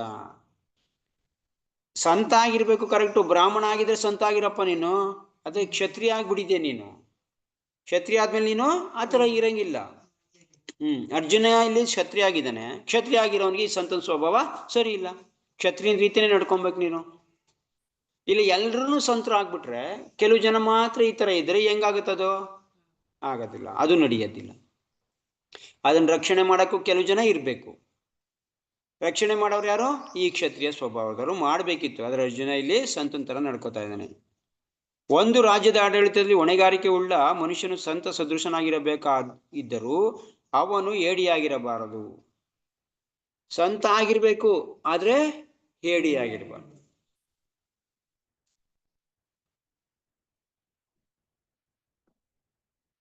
ನಾವು ಚಂಗ್ಲತನ ಮಾಡಬೇಕು, ಆದ್ರೆ ಕೇಳದೆ ಇರಬಾರ್ದು, ಮಾತನ್ನ ಕೇಳದೆ ಇರಬಾರ್ದು ಅಲ್ವಾ? ಸಂತ ಆಗಿದ್ದೀನಿ ತಂದ್ಬಿಟ್ಟು ನಾನು ಓಕೆ ಸಂತ ಆಗಿದ್ದೀನಿ ಅಂದ್ಬಿಟ್ಟು ಯಾವಾಗಲೂ ಸಂತನ ಆಯ್ತಪ್ಪ ಬಂದು ಹೊಡ್ಕೊಂಡು ನನಗೆ ಆಯ್ತಪ್ಪ ನೀನು ಹೇಳ್ದಂಗೆ ಕೇಳ್ತೀನಿ ಅನ್ನಕ್ಕಾಗತ್ತಾ? ಈಗ ಅವನು ಬರ್ತಾನಪ್ಪ, ಈಗ ಸಂತ ಆಗ್ಬಿಟ್ಟಿದೆ ಏನು ಸ್ವಾಮಿ, ಎಲ್ಲ ದೋಸ್ಕೊಂಡಿದ್ದೀರ, ಶಾಲ ಹಾಕೊಂಡಿದ್ದೀರಾ, ತಿಲಕ ಹಾಕೊಂಡಿದ್ದೀರಾ, ಪೂಜೆ ಮಾಡಿದ್ದೀರಾ, ಈಗ ತಾನೇ ಜಪ ಮಾಡಿದ್ದೀರಾ, ಯಾವನಾರು ಬಂದ್ಬಿಟ್ಟು ಸುಮ್ಮನೆ ಹಂಗು ಹಿಂಗು ಬೈದ್ರೆ ನಮ್ಮನ್ನ ಬೈಸ್ಕೊಳಕ್ಕಾಗತ್ತ? ನಾವು ಸಂತ ಆಗಿದ್ದೀವಿ ಸರಿ, ಅವ್ನು ಇನ್ನೊಬ್ಬ ಯಾವನ ಬಂದು ಆಕ್ರಮಣ ಮಾಡಿ ಇನ್ನೊಬ್ಬ ಏನಾರು ಬಂದರೆ ಬೈಸ್ಕೊಳಕ್ಕಾಗುತ್ತೋ? ಇಲ್ಲ ಸ್ವಾಮಿ ಹಂಗೆಲ್ಲ ಅನ್ಬಾರ್ದು, ನೀವು ಜಪ ಮಾಡ್ಬಿಟ್ಟಿದ್ದೀರಾ, ನಾನು ಹೊಡೆದಂಗೆ ಹೊಡ್ಸ್ಕೊಳ್ಳಿ ಅಂತ ಅವ್ರು ಅಂದರೆ ಮಾಡಿದ್ರೆ ಬಯಸಿ ಅಂತಂದರೆ ಸುಮ್ಮನೆ ವಿನಾಕರಣ ಮಾಡೋಕ್ಕಾಗತ್ತಾ? ಆ ಥರ ಮಾಡಿಸೋಕ್ಕಾಗತ್ತಾ? ಇಲ್ಲ. ಹೇಡಿಯಾಗಿರ್ಬಾರ್ದು, ಸಂತ ಆಗಿರ್ಬೇಕು, ಆದರೆ ಹೇಡಿಯಾಗಿರ್ಬಾರ್ದು, ಹೆದರ್ಕೊಂಬಾರ್ದು. ನಮ್ತನ ಉಳಿಸ್ಕೊಬೇಕು, ಬೇರೆಯವ್ರದ್ದು ನಮಗೆ ಬೇಡ, ನಮ್ಮದು ನಮಗೆ ಇದೆ. ನಮ್ಮದಕ್ಕೆ ಮೇಲೆ ಆಕ್ರಮಣ ಮಾಡಕ್ಕೆ ಬಂದರೆ ನೀನು ಉಳಿಸ್ಕೊಳ್ಳೋಕ್ಕೆ ಪ್ರಯತ್ನ ಮಾಡಲೇಬೇಕು. ನೀನು ಬೇರೆಯವ್ರಿಗೆ ಅಪೇಕ್ಷೆ ಪಡಬಾರ್ದು, ಅದ್ರ ನಮ್ಮದನ್ನ ನಾವು ಬಿಟ್ಕೊಡ್ಲೂಬಾರ್ದು. ಆ ಥರ ಇರಬೇಕು ಅಂತ ಇಲ್ಲಿ ಹೇಡಿಯಾಗಿರ್ಬಾರ್ದು. ಅರ್ಜುನ ಇಲ್ಲಿ ಓಕೆ ಸಂತ ಆಗಿರ್ಬೇಕು, ಆದರೆ ಯಾವಾಗ ನಿನ್ನಿಗೆ ಆಕ್ರಮಣ ಮಾಡ್ತಾರಲ್ಲ ಆವಾಗ ನೀನು ಹೇಡಿ ಥರ ಕೂತ್ಕೊಬಾರ್ದು. ಅದಕ್ಕೆ ರಾಮನ ಉದಾಹರಣೆ ಕೊಡ್ತಾರೆ. ರಾಮ ಸಂತನೋ ಇಲ್ವಾ? ರಾಮ ಒಳ್ಳೆ ವ್ಯಕ್ತಿನೇ ಇಲ್ವಾ? ಅಲ್ವಾ? ಇಡೀ ಪ್ರಪಂಚಕ್ಕೆಲ್ಲ ಏನೋ ಒಂದು ಚಿಕ್ಕ ಮಗು ಕೇಳಿದ್ರು ರಾಮನ ಥರ ಇರಬೇಕು, ರಾಮ ಆಗಬೇಕು ಅಂತ ಹೇಳ್ತಾರೆ. ಯಾಕೆ? ಅವನಿಗೆ ಅಷ್ಟೇ ಮೃದು ಸ್ವಭಾವ, ಅಷ್ಟೇ ಸೌಮ್ಯವಾಗಿರೋ ಸ್ವಭಾವ, ಯಾರಿಗೂ ಒಂದು ಮಾತು ಕೂಡ ಯಾವತ್ತೂ ಬೈದನಲ್ಲ ರಾಮ, ಅಲ್ವಾ? ಒಂದು ಮಾತು ಕೂಡ ಬೈಯಂಥ ಯೋಗ್ಯತೆ ಇದ್ರೂ ಕೂಡ ಅವನಿಗೆ ಬೈದನಲ್ಲ. ಸೊ ಇಂಥವನು ಯಾವಾಗ ಸೀತೆನ ಅಪಹರಣ ಮಾಡ್ಬಿಟ್ಟ ರಾವಣ, ಅವಾಗ ಏನು ಮಾಡ್ದ ರಾಮ? ಅವನ ಮೇಲೆ ಇದ್ದ ಸಾರಿ ಅವನ ಕೊಂದು ಸೀತೆನ ಹೇಳ್ಕೊಬಂದ. ಸುಮ್ಮನೆ ಕೂರ್ಲಿಲ್ಲ, ಆಯ್ತಪ್ಪ ಪರವಾಗಿಲ್ಲ ಮಡಿಕೋ, ಹೆಂಡತಿ ಇನ್ನೊಬ್ಬನ ಕಟ್ಕೋತೀನಿ, ನನಗೇನಂತೆ ಇಡೀ ರಾಜ್ಯನೇ ನಂದು ಕಟ್ಕೊ ಹಂಗನ್ನ. ಏನು ಮಾಡ್ದ? ಹೋಗಿ ಯುದ್ಧ ಮಾಡಿ ರಾವಣನ ಹತ್ಯೆ ಮಾಡಿ ಕರ್ಕೊಂಬಂದ, ಅಲ್ವಾ? ಸೊ ಏಡಿ ಆಗಲಿಲ್ಲ, ಅವನು ಸಂತ ಆಗಿದ್ದ. ಹೇಳ್ದ ರಾಮನಿಗೆ, ರಾವಣನಿಗೆ, ನೋಡಪ್ಪ ಪರವಾಗಿಲ್ಲ, ನನ್ನ ಹೆಂಡತಿ ಅಪಹರಣ ಮಾಡ್ದೆ ತಾನೆ, ಪರವಾಗಿಲ್ಲ, ನನ್ನ ಹೆಂಡತಿನೇ ಬಿಟ್ಬಿಡು, ಒಳ್ಳೆವನಾಗ, ಈಗಲೂ ನಾನು ನಿನ್ನ ಬಿಟ್ಬಿಡ್ತೀನಿ, ನೀನು ತಪ್ಪು ಮಾಡಿದ್ದಕ್ಕೆ ನಾನು ರಿವೆಂಜ್ ಮಾಡಲ್ಲ, ನಾನು ಸೇಟ್ ತೀರ್ಸ್ಕೊಳ್ಳಲ್ಲ, ಬಿಟ್ಬಿಡ್ತೀನಿ, ನಾನು ನನ್ನ ಹೆಂಡತಿ ಕೊಟ್ಬಿಡು ಅಷ್ಟೇ, ಒಳ್ಳೆನಾಗ. ಕೇಳಲಿಲ್ಲ, ದೂತರನ್ನ ಕಳಿಸ್ದ, ಇನ್ನೊಬ್ಬರನ್ನ ಕಳಿಸ್ದ, ತಾನೇ ಹೇಳ್ದ. ಕೊನೆ ಗಳಿಗೆಲೂ ಕೂಡ ಎಲ್ಲರ ಸತ್ತ ಮೇಲೂ ಕೂಡ ಹೇಳ್ತಾನೆ, ನೋಡಿ ಈಗಲೂ ಚಾನ್ಸ್ ಇದೆ ನಿನಗೆ, ಈಗಲೂ ಸೀತೆ ಒಪ್ಪಿಸ್ಬಿಡು, ಪರವಾಗಿಲ್ಲ, ನಿಮ್ಮವರೆಲ್ಲ ಹತ್ಯೆ ಆಗಿದ್ರೆ ಪರವಾಗಿಲ್ಲ, ನೀನು ಬದುಕೋತೀಯ, ಕಳಿಸ್ಬಿಡು, ಈಗಲೂ ನಾನು ನೀನು ಬಿಟ್ಬಿಡ್ತೀನಿ ಅಂತಾನೆ. ಅವಾಗಲೂ ಬಿಡಲಿಲ್ಲ. ಏನು ಮಾಡ್ದ? ಹತ್ಯೆ ಮಾಡಲೇಬೇಕಾಯ್ತು, ಮಾಡ್ದ. ಸೊ ಭಗವಂತ ಪ್ರತಿ ಕ್ಷಣದಲ್ಲೂ ಕೂಡ ಚಾನ್ಸ್ ಕೊಡ್ತಾ ಇರ್ತಾನೆ ನಮಗೆ. ಎಷ್ಟೇ ತಪ್ಪು ಮಾಡ್ತಾ ಇದ್ರು ಕೂಡ ಚಾನ್ಸ್ ಕೊಡ್ತಾನೆ ಇರ್ತಾನೆ, ಏನೇ ಮಾಡ್ತಾ ಇದ್ರು ಕೂಡ ಚಾನ್ಸ್ ಕೊಡ್ತಾನೆ. ಈಗ ದುರ್ಯೋಧನಾದಿಗಳು ಕೂಡ ಇಷ್ಟೆಲ್ಲ ಮಾಡಿದ್ರು ಕೂಡ ಅದು ಏನಂತ ಕೃಷ್ಣ ಹೋಗ್ಬಿಟ್ಟು, ನೀವೆಲ್ಲ ತಪ್ಪನ್ನ ಕ್ಷಮೆ ಮಾಡ್ಬಿಡ್ತೀವಿ, ಓಕೆ ಪರವಾಗಿಲ್ಲ, ನಾವೇನು ಮಾಡಲ್ಲ, ಪಾಂಡವರು ಕೂಡ ಏನು ಮಾಡಲ್ಲ, ನಿಮಗೆ ಅವ್ರ ರಾಜ್ಯ ಅವ್ರು ಕೊಟ್ಬಿಡಿ, ಏನು ಜಾಸ್ತಿನೂ ಬೇಡ, 5 ಗ್ರಾಮ ಕೊಟ್ಬಿಡಿ ಸಾಕು, 5 ಹಳ್ಳಿ ಕೊಟ್ಬಿಡಿ, ಅವ್ರು ಬದುಕೋತಾರೆ, 5 ಜನಕ್ಕೆ 5 ಹಳ್ಳಿ ಕೊಟ್ಬಿಡಿ, ಬದುಕೋದು. ಇಂಥದಕ್ಕೂ ಕೂಡ ಅವನು ಒಪ್ತೇ ಇದ್ದಾಗ ಮಾತ್ರ ಕೃಷ್ಣ ಏನು ಮಾಡ್ದ? ಇಲ್ಲ, ನಾವು ಇದಕ್ಕೆ ರೆಡಿ ಇದ್ದೀವಿ ಅಂತ. ಸೊ ಅವ್ರು ಏಡಿ ಆಗಲಿಲ್ಲ ಅವಾಗ. ಅವಾಗ್ಲೂ ಕೇಳಿದ್ರೆ ಬಿಟ್ಬಿಟ್ಟೋಗಿದ್ರೆ ಈ ಅರ್ಜುನ ಮಾಡ್ತಾ ಇರೋದು ಏಡಿತನ. ಅರ್ಜುನ ಏನು ನಾನು ಯುದ್ಧ ಮಾಡಲ್ಲ ಅಂತ ಇದ್ದಾನಲ್ಲ, ಇದು ಏಡಿತನ. ಕೃಷ್ಣ ಇಲ್ಲ ನೀನು ಏಡಿ ಆಗಬಾರ್ದು, ನೀನು ಒಬ್ಬ ವ್ಯಕ್ತಿ ಏಡಿ ಆಗಬಾರ್ದು. ಸೊ ಸಂತನ ಥರ ನಡ್ಕೊಬೇಕು, ಕರೆಕ್ಟು. ಪಾಂಡವರು ಇದಕ್ಕೆ ಮುಂಚೆ ಸಂತನ ಥರ ನಡ್ಕೊಂಡೆ ಕಾಡ್ಗೆ ಹೋಗಿದ್ದು, ಪಗಡೆಯಲ್ಲಿ ಸೋತಿದ್ದು, ಕಾಡ್ಗೆ ಹೋಗಿದ್ದು, ಅವಮಾನ ಎಲ್ಲ ಸಹಿಸ್ಕೊಂಡಿದ್ದು. ಇಲ್ಲ ಅಂತಂದ್ರೆ ಇಮಿಡಿಯೇಟಾಗಿ ಅವಾಗ್ಲೇನೆ ಆ ಥರ ಆಗಿದ್ರೆ ಸಭೆಲೇನೆ ಎಲ್ಲಾರನ್ನೂ ಕೊಂದಾಕ್ಬಿಡ್ಬೋದಾಯ್ತು ಭೀಮ ಒಬ್ಬನೇ. ಪ್ರತಿಯೊಬ್ಬರನ್ನು ಆ ಸಭೆಲೇ ಹತ್ಯೆ ಮಾಡ್ಬಿಡ್ಬೋದಾಯ್ತು. ಮಾಡಲಿಲ್ಲ. ಆಯ್ತಪ್ಪ ನಾವು ತಪ್ಪು ಮಾಡಿದ್ವಿ, ಆಯ್ತಪ್ಪ ಪಗಡೆಯಲ್ಲಿ ಸೋತ್ವಿ, ಓಕೆ ಸೋತಿದ್ದಕ್ಕೆ ನಾವು ಕಾಡ್ಗೆ ಹೋಗ್ತೀವಿ, ಹೇಳ್ದಂಗೆ ಕಾಡ್ಗೆ ಹೋಗ್ತೀವಿ, ಕಾಡು ಮುಗಿಸ್ಕೊಂಬಂದು ಎಲ್ಲ ಅಗ್ರಿಮೆಂಟ್ ಎಲ್ಲ ಆಯಿತು, ಹಿಂಗೆ ಮುಗಿಸ್ಕೊಂಡ್ಬಂದ್ರೆ ನಿಮ್ಗೆ ರಾಜ್ಯ ಕೊಡ್ತೀವಿ. ಅವಾಗ ರಾಜ್ಯನ ಕೊಡ್ತಾ ಇಲ್ಲ ಅಂತಂದರೆ ಏನು ಮಾಡೋಕ್ಕಾಗತ್ತೆ? ಓಕೆ ಬೇಡಪ್ಪ ಎಲ್ಲ ರಾಜ್ಯ ಬೇಡ 5 ಗ್ರಾಮ ಕೊಡು, ಅದಕ್ಕೂ ಆಗಲ್ಲ. ಸಂತರು ಅಂತಂದ್ರೆ ಎಲ್ಲಿವರೆಗೆ ಬಗ್ತಾರೆ? ಪೂರ್ಣ ಪ್ರಮಾಣದಲ್ಲಿ ಬಗ್ತಾರೆ. ಆಮೇಲೂ ಬಗ್ಸಕ್ ಹೋದ್ರೆ ಏನಾಗುತ್ತೆ? ಅದು ಉಲ್ಟನೇ ರಿವರ್ಸ್ ಆಗಿ. ಏಕೆಂದ್ರೆ ಈಗ ಆಕ್ಚುಲಿ ಭಗವಂತನ ಕೃಪೆ ಇದು. ಭಗವಂತ ಎಲ್ಲಿವರೆಗೆ ಕೊಡ್ತಾ ಇದೆ ನೋಡಿ ನಮ್ಗೆ.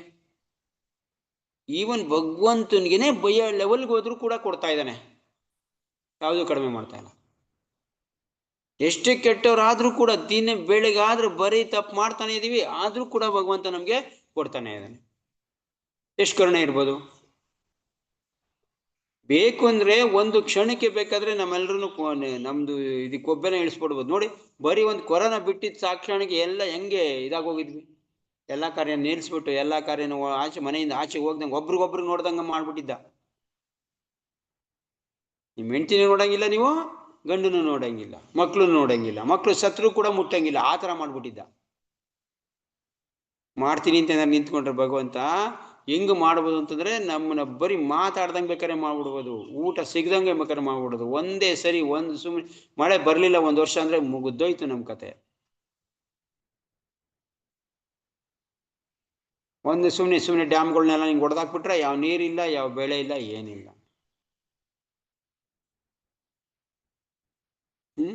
ಸೊ ಇಷ್ಟೆಲ್ಲ ಮಾಡ್ಬೋದು, ಆದ್ರೂ ಕೂಡ ನೋಡಿ ಎಷ್ಟೆಲ್ಲ ತಪ್ಪು ಮಾಡ್ತಾ ಇದ್ರು ಕೂಡ ಅವನ ಮೇಲೆ ಆಕ್ರಮಣ ಮಾಡ್ತೀವಿ, ಅವನಿಗೆ ಅತ್ಯಾಚಾರ ಮಾಡ್ತೀವಿ, ಇಡೀ ಪ್ರಕೃತಿ ನಾಶ ಮಾಡಕ್ ಹೋಗ್ತಿದೀವಿ, ಪ್ರತಿ ಒಂದು ಮಾಡ್ತಾ ಇದೀವಿ. ಆದ್ರೂ ಕರುಣೆಯಿಂದ ಎಲ್ಲ ಸಪ್ಲೈ ಮಾಡ್ತಾ ಇದ್ದಾನೆ, ಸಪ್ಲೈ ಮಾಡ್ತಾನೆ ಇದ್ದಾನೆ. ಕೊನೆಗೂ ಕೂಡ ನಾವು ಅದನ್ನ ಏನ್ ಮಾಡ್ತಾ ಇದೀವಿ? ಮಿಸ್ಯೂಸ್ ಮಾಡ್ತಾನೆ ಇದೀವಿ. ಸೊ ಇಂಥ ಟೈಮಲ್ಲಿ ಏನ್ ಮಾಡ್ತಾನೆ? ಸೊ ಯೋಗ್ಯತೆನೇ ಇಲ್ಲ, ನಿನಗೆ ಯೋಗ್ಯತೆನೇ ಇಲ್ಲ ಅಂದ್ಬಿಟ್ಟು ಏನ್ ಮಾಡ್ತಾನೆ? ಕೊನೆಗೆ ಅವ್ರದ್ದು ಸ್ಟಾಪ್ ಮಾಡ್ತಾನೆ. ಬೇಡ ಬಿಡು ನೀನು ಸಾಕು ಅಂತಂದ್ಬಿಟ್ಟು ಕಿತ್ಕೋದೆ ಎಲ್ಲಾರನು, ಮತ್ತೆ ತಿರುಗಿ ಯಾವುದೋ ಒಂದು ಜನ್ಮಕ್ಕೆ ಆಗ್ತಾನೆ. ಸೊ ಇಲ್ಲಿ ನೋಡಿ, ಅದಕ್ಕೆ ನಾವು ಏಡಿ ಆಗಿರ್ಬಾರ್ದು.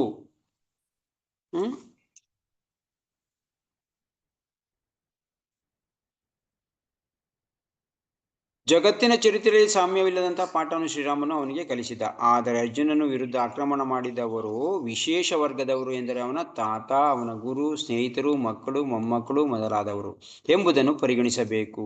ಆದರೆ ಅರ್ಜುನನ ವಿಶೇಷತೆ ಏನಂತಂದ್ರೆ ಅವನ ಮೇಲೆ ಆಕ್ರಮಣ ಮಾಡ್ತಾ ಇರೋರೇ ಶತ್ರುಗಳಲ್ಲ. ಯಾರು? ಅವನ ಕಡೆಯವ್ರೆ, ಅವನ ತಾತ, ಅವನ ಗುರು, ಅವನ ಅಣ್ಣ ತಮ್ಮಂದಿರು, ಅವನ ಬಂಧು ಬಾಂಧವರು, ಮಕ್ಕಳುಗಳೇ ಈ ತರ ಅವನ ಆಕ್ರಮಣ ಮಾಡ್ತಾ ಇರೋರು ಇಂಥವ್ರೆ. ಸೊ ವಿಶೇಷವಾಗಿರೋಂಥ ಸಂದರ್ಭ. ಆದ್ದರಿಂದ ಅರ್ಜುನನ ಸಾಮಾನ್ಯ ಅತಿಕ್ರಮಣಕಾರರ ವಿರುದ್ಧ ಅಗತ್ಯವೆನಿಸುವ ತೀವ್ರ ಕ್ರಮವನ್ನು ಕೈಗೊಳ್ಳಬಾರದು ಎಂದು ಭಾವಿಸಿದ. ಸೊ ಈ ಆಕ್ರಮಣ ಮಾಡ್ತಾ ಇದ್ರಲ್ಲ, ಇವ್ರ ಬಗ್ಗೆ ನಾನು ಸಂಹಾರ ಮಾಡೋದು ಒಳ್ಳೇದಲ್ಲ. ಏಕೆಂತಂದ್ರೆ ಇವರು ನನ್ನ ಬಂಧುಗಳು, ನಂದು ಹಿತೈಷಿಗಳು, ತಾತ ಮತ್ತೆ ಗುರು ಆಗಿರೋರು ಅಂತ. ಅಲ್ಲದೆ ಸಂತ ಸ್ವಭಾವದವರು ಕ್ಷಮೆಯನ್ನು ತೋರಬೇಕೆಂದು ಆದೇಶವಿದೆ. ಸಂತರು ಏನ್ ಮಾಡುದು? ಕ್ಷಮೆ ತೋರ್ಬೇಕು. ಎಷ್ಟು ಮಟ್ಟಿಗೆ ಆಗುತ್ತೋ ಅಷ್ಟು ಮಟ್ಟಿಗೆ, ತುಂಬಾ ಮಿತಿಮೀರಿ ತೋರಿಸ್ಬಾರ್ದು ಕ್ಷಮೆನ. ಸಂತ ಸ್ವಭಾವದವರಿಗೆ ಯಾವುದೇ ರಾಜಕೀಯ ತುರ್ತು ಪರಿಸ್ಥಿತಿಗಿಂತ ಇಂತಹ ಆದೇಶಗಳು ಮುಖ್ಯ. ನೋಡಿ, ಇಲ್ಲಿ ಯಾವ ಕಾರಣಕ್ಕೆ ಅವನು ಸಂತ ಆಗಿರ್ಬೇಕು, ಯಾವ ಕಾರಣಕ್ಕೆ ತೋರಿಸ್ಬೇಕು? ರಾಜಕೀಯ ಕಾರಣ ಇದು. ಈ ರಾಜಕೀಯ ಕಾರಣಕ್ಕೆ ಹೋಗ್ಬಿಟ್ಟು ಯಾಕೆ ಅವ್ರನ್ನ ಸಂಹಾರ ಮಾಡೋದು? ಬಿಡು, ಅಂದ್ರೆ ನನಗೆ ತೊಂದರೆ ಆಗೋದು ತಾನೇ, ತೊಂದರೆ ಅನುಭವಿಸ್ತಾನೆ ಬಿಡು. ಇದು ಇನ್ನೊಂದು ಸ್ವಭಾವ. ಸಂತ ಆಗಿರೋನು ಯಾವುದೇ ಕೆಲಸ ಮಾಡಕ್ ಹೋದಾಗ ಕಾರಣ ನೋಡ್ತಾನೆ. ಈ ಘಟನೆ ಆಗ್ತಾ ಇರೋದು ನನಗ, ಇಲ್ಲ ಆಧ್ಯಾತ್ಮಿಕವಾಗಿ ಆಗ್ತಾ ಇದೆಯಾ ಅಂತ. ಅಂದ್ರೆ ಅವನಿಗಾದ್ರೆ ನನಗಲ್ವಾ ಇದು ಬಿಟ್ಬಿಡ್ಬೇಕು. ಆದ್ರೆ ಸಮಗ್ರವಾಗಿ ಎಲ್ಲರಿಗೂ ಆಗ್ತಾ ಇದ್ದಾಗ ಅವನು ಅದಕ್ಕೆ ಪ್ರತಿಕಾರ ಮಾಡ್ಬೇಕು. ಇಲ್ಲ ಭಗವಂತನಿಗೆ ಏನಾರ ಅಪಮಾನ ಆಗ್ತಾ ಇದ್ರೆ ಪ್ರತಿಕಾರ ಮಾಡ್ಬೇಕು. ಇಲ್ಲಿ ಅರ್ಜುನಿಗೆ ಆಗ್ತಾ ಇರೋದು, ಆಕ್ಚುಲಿ ಅರ್ಜುನ ಮಾಡ್ಲೇಬೇಕಿತ್ತು. ಆಗ್ತಾ ಇರೋದು ಯಾವ್ದಕ್ಕೆ? ಧರ್ಮಕ್ಕೆ ಆಪತ್ತು ಬರ್ತಾ ಇರೋದು ಇಲ್ಲಿ. ಅವನೊಬ್ಬನಿಗೆ ಅಲ್ಲ, ಅವನಿಗೋಸ್ಕರ ಅಲ್ಲ ಬರ್ತಾ ಇರೋದು ಆಪತ್ತು. ಅವನಿಗಾಗಿದ್ರೆ ಒಪ್ಕೊಳ್ಳೋಣ. ಆದ್ರೆ ಈ ಧರ್ಮಕ್ಕೆ ಬರ್ತಾ ಇರೋದ್ರಿಂದ ಅವನು ಡೈರೆಕ್ಟ್ ಆಗಿ ಮಾಡ್ಬೇಕಿತ್ತು, ಯುದ್ಧ ಮಾಡ್ಬೇಕಿತ್ತು. ಆದ್ರೆ ಅವನು ಮಾಡ್ತಾ ಇಲ್ಲ. ಸಂತ ಸ್ವಭಾವದವರಿಗೆ ಯಾವುದೇ ರಾಜಕೀಯ ತುರ್ತು ಪರಿಸ್ಥಿತಿಗಿಂತ ಇಂಥ ಆದೇಶಗಳು ಮುಖ್ಯ. ರಾಜಕೀಯ ಕಾರಣಗಳಿಗಾಗಿ ತನ್ನ ಬಂಧುಗಳನ್ನು ಕೊಲ್ಲುವುದಕ್ಕಿಂತ ಧರ್ಮ ಮತ್ತು ಸಂತ ಸಹಜ ನಡವಳಿಕೆ ಈ ಕಾರಣಗಳಿಗಾಗಿ ಅವನನ್ನು ಕ್ಷಮಿಸುವುದೇ ಉತ್ತಮ ಎಂದು ಅರ್ಜುನನು ಭಾವಿಸಿದ. ಇಲ್ಲಿನು ಧರ್ಮ ಕೊಲ್ಲದೇ ಇರೋದು ಧರ್ಮ ಅಂತ ತಿಳ್ಕೊಂಡಿದ್ದಾನೆ ಅರ್ಜುನ್. ಸೊ ಅದಕ್ಕೋಸ್ಕರ ಅವ್ರನ್ನ ಕೊಲ್ಲದೇ ಇರೋದೇ ಒಳ್ಳೇದು ಅಂತ. ತಾತ್ಕಾಲಿಕ ದೇಹ ಸುಖಕ್ಕಾಗಿ ಮಾತ್ರ ಅವರನ್ನು ಕೊಲ್ಲುವುದು ಯೋಗ್ಯವಲ್ಲ ಎಂದು ಅವನು ಭಾವಿಸಿದ. ತಾತ್ಕಾಲಿಕ ಸುಖಕ್ಕೋಸ್ಕರ ಅವ್ರನ್ನ ಕೊಲ್ಲೋದು ಸರಿಯಲ್ಲ ಅಂತ. ತಾತ್ಕಾಲಿಕ ಇವನಿಗೆ ನೋಡಿ, ರಾಜ್ಯ ಸಿಗುತ್ತೆ ಎಷ್ಟು ದಿನ ಅಂತ ಅನುಭವಿಸ್ತಾನೆ ಈ ದೇಹ ಇರೋರು, ಇಲ್ಲ ಇನ್ನೊಬ್ರದ್ದೇ. ಸೊ ಈ ತರ ಈ ತಾತ್ಕಾಲಿಕ ಸುಖಕ್ಕೋಸ್ಕರ ನಾನು ಯಾಕೆ ಅವ್ರನ್ನ ಹತ್ಯೆ ಮಾಡ್ಬೇಕು ಅಂತ ಭಾವಿಸ್ತ. ಅವರನ್ನು ಕೊಂದು ಪಡೆಯುವ ರಾಜ್ಯವಾಗಲಿ ಸುಖವಾಗಲಿ ಶಾಶ್ವತವೂ ಅಲ್ಲ. ಇದಕ್ಕಿನ್ನ ಈ ರಾಜ್ಯ ಸುಖ ಎಷ್ಟು ದಿನ ಇರುತ್ತೆ? ಅದು ಅಶಾಶ್ವತ ಅಲ್ಲ, ಅದು ಕೂಡ ಶಾಶ್ವತ ಅಲ್ಲ. ಎಷ್ಟು ದಿನ ಇರುತ್ತೆ? ಇದು ನಾಶ ಆಗ್ಬಿಡುತ್ತೆ ಒಂದ್ ಕಾಲಕ್ಕೆ. ಇಂಥ ಅಶಾಶ್ವತವಾಗಿರುವಂಥ ದೇಹಕ್ಕೋಸ್ಕರ, ಅಶಾಶ್ವತವಾಗಿರುವಂಥ ಈ ರಾಜ್ಯಕ್ಕೋಸ್ಕರ ನಾನು ಯಾಕೆ ಇಷ್ಟೊಂದು ಜನನ ಹತ್ಯೆ ಮಾಡಬೇಕು? ಅರ್ಜುನ್ ಪ್ರಶ್ನೆ ಇದು.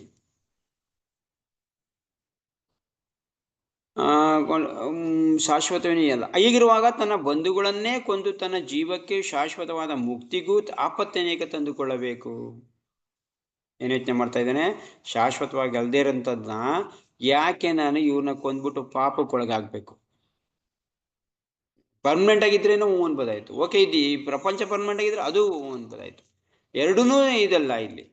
ಅಂಥದಕ್ಕೆ ಹೋಗ್ಬಿಟ್ಟು ನಾನು ಇವ್ರನ್ನ ಕೊಂದ್ಬಿಟ್ಟು ಯಾಕೆ ಪಾಪ ಮಾಡ್ಕೋಬೇಕು? ಯಾಕೆ ಪಾಪ ತಂದ್ಕೋಬೇಕು? ಅರ್ಜುನನು ಕೃಷ್ಣನ್ ಮಾಧವ ಅಥವಾ ಭಾಗ್ಯದೇವತೆಯ ಪತಿ ಎಂದು ಕರೆಯುವುದು ಅರ್ಥವತ್ತಾಗಿದೆ. ಕೃಷ್ಣನು ಭಾಗ್ಯದೇವತೆಯ ಪತಿ. ಅವನು ತನ್ನನ್ನು ದೌರ್ಭಾಗ್ಯಕರ ದಾರಿಯಲ್ಲಿ ನಡೆಯುವಂತೆ ಪ್ರೇರೇಪಿಸಬಾರದು ಎಂದು ಅರ್ಜುನ ಹೇಳ ಬಯಸಿದ್ದ. ಅರ್ಜುನ್ ಪ್ರಶ್ನೆ ಏನಿಲ್ಲಿ? ಕೃಷ್ಣ ಏನು ಭಾಗ್ಯದೇವತೆ ಪತಿ, ಅವನ್ ಭಾಗ್ಯ ಮಾಡೋನು.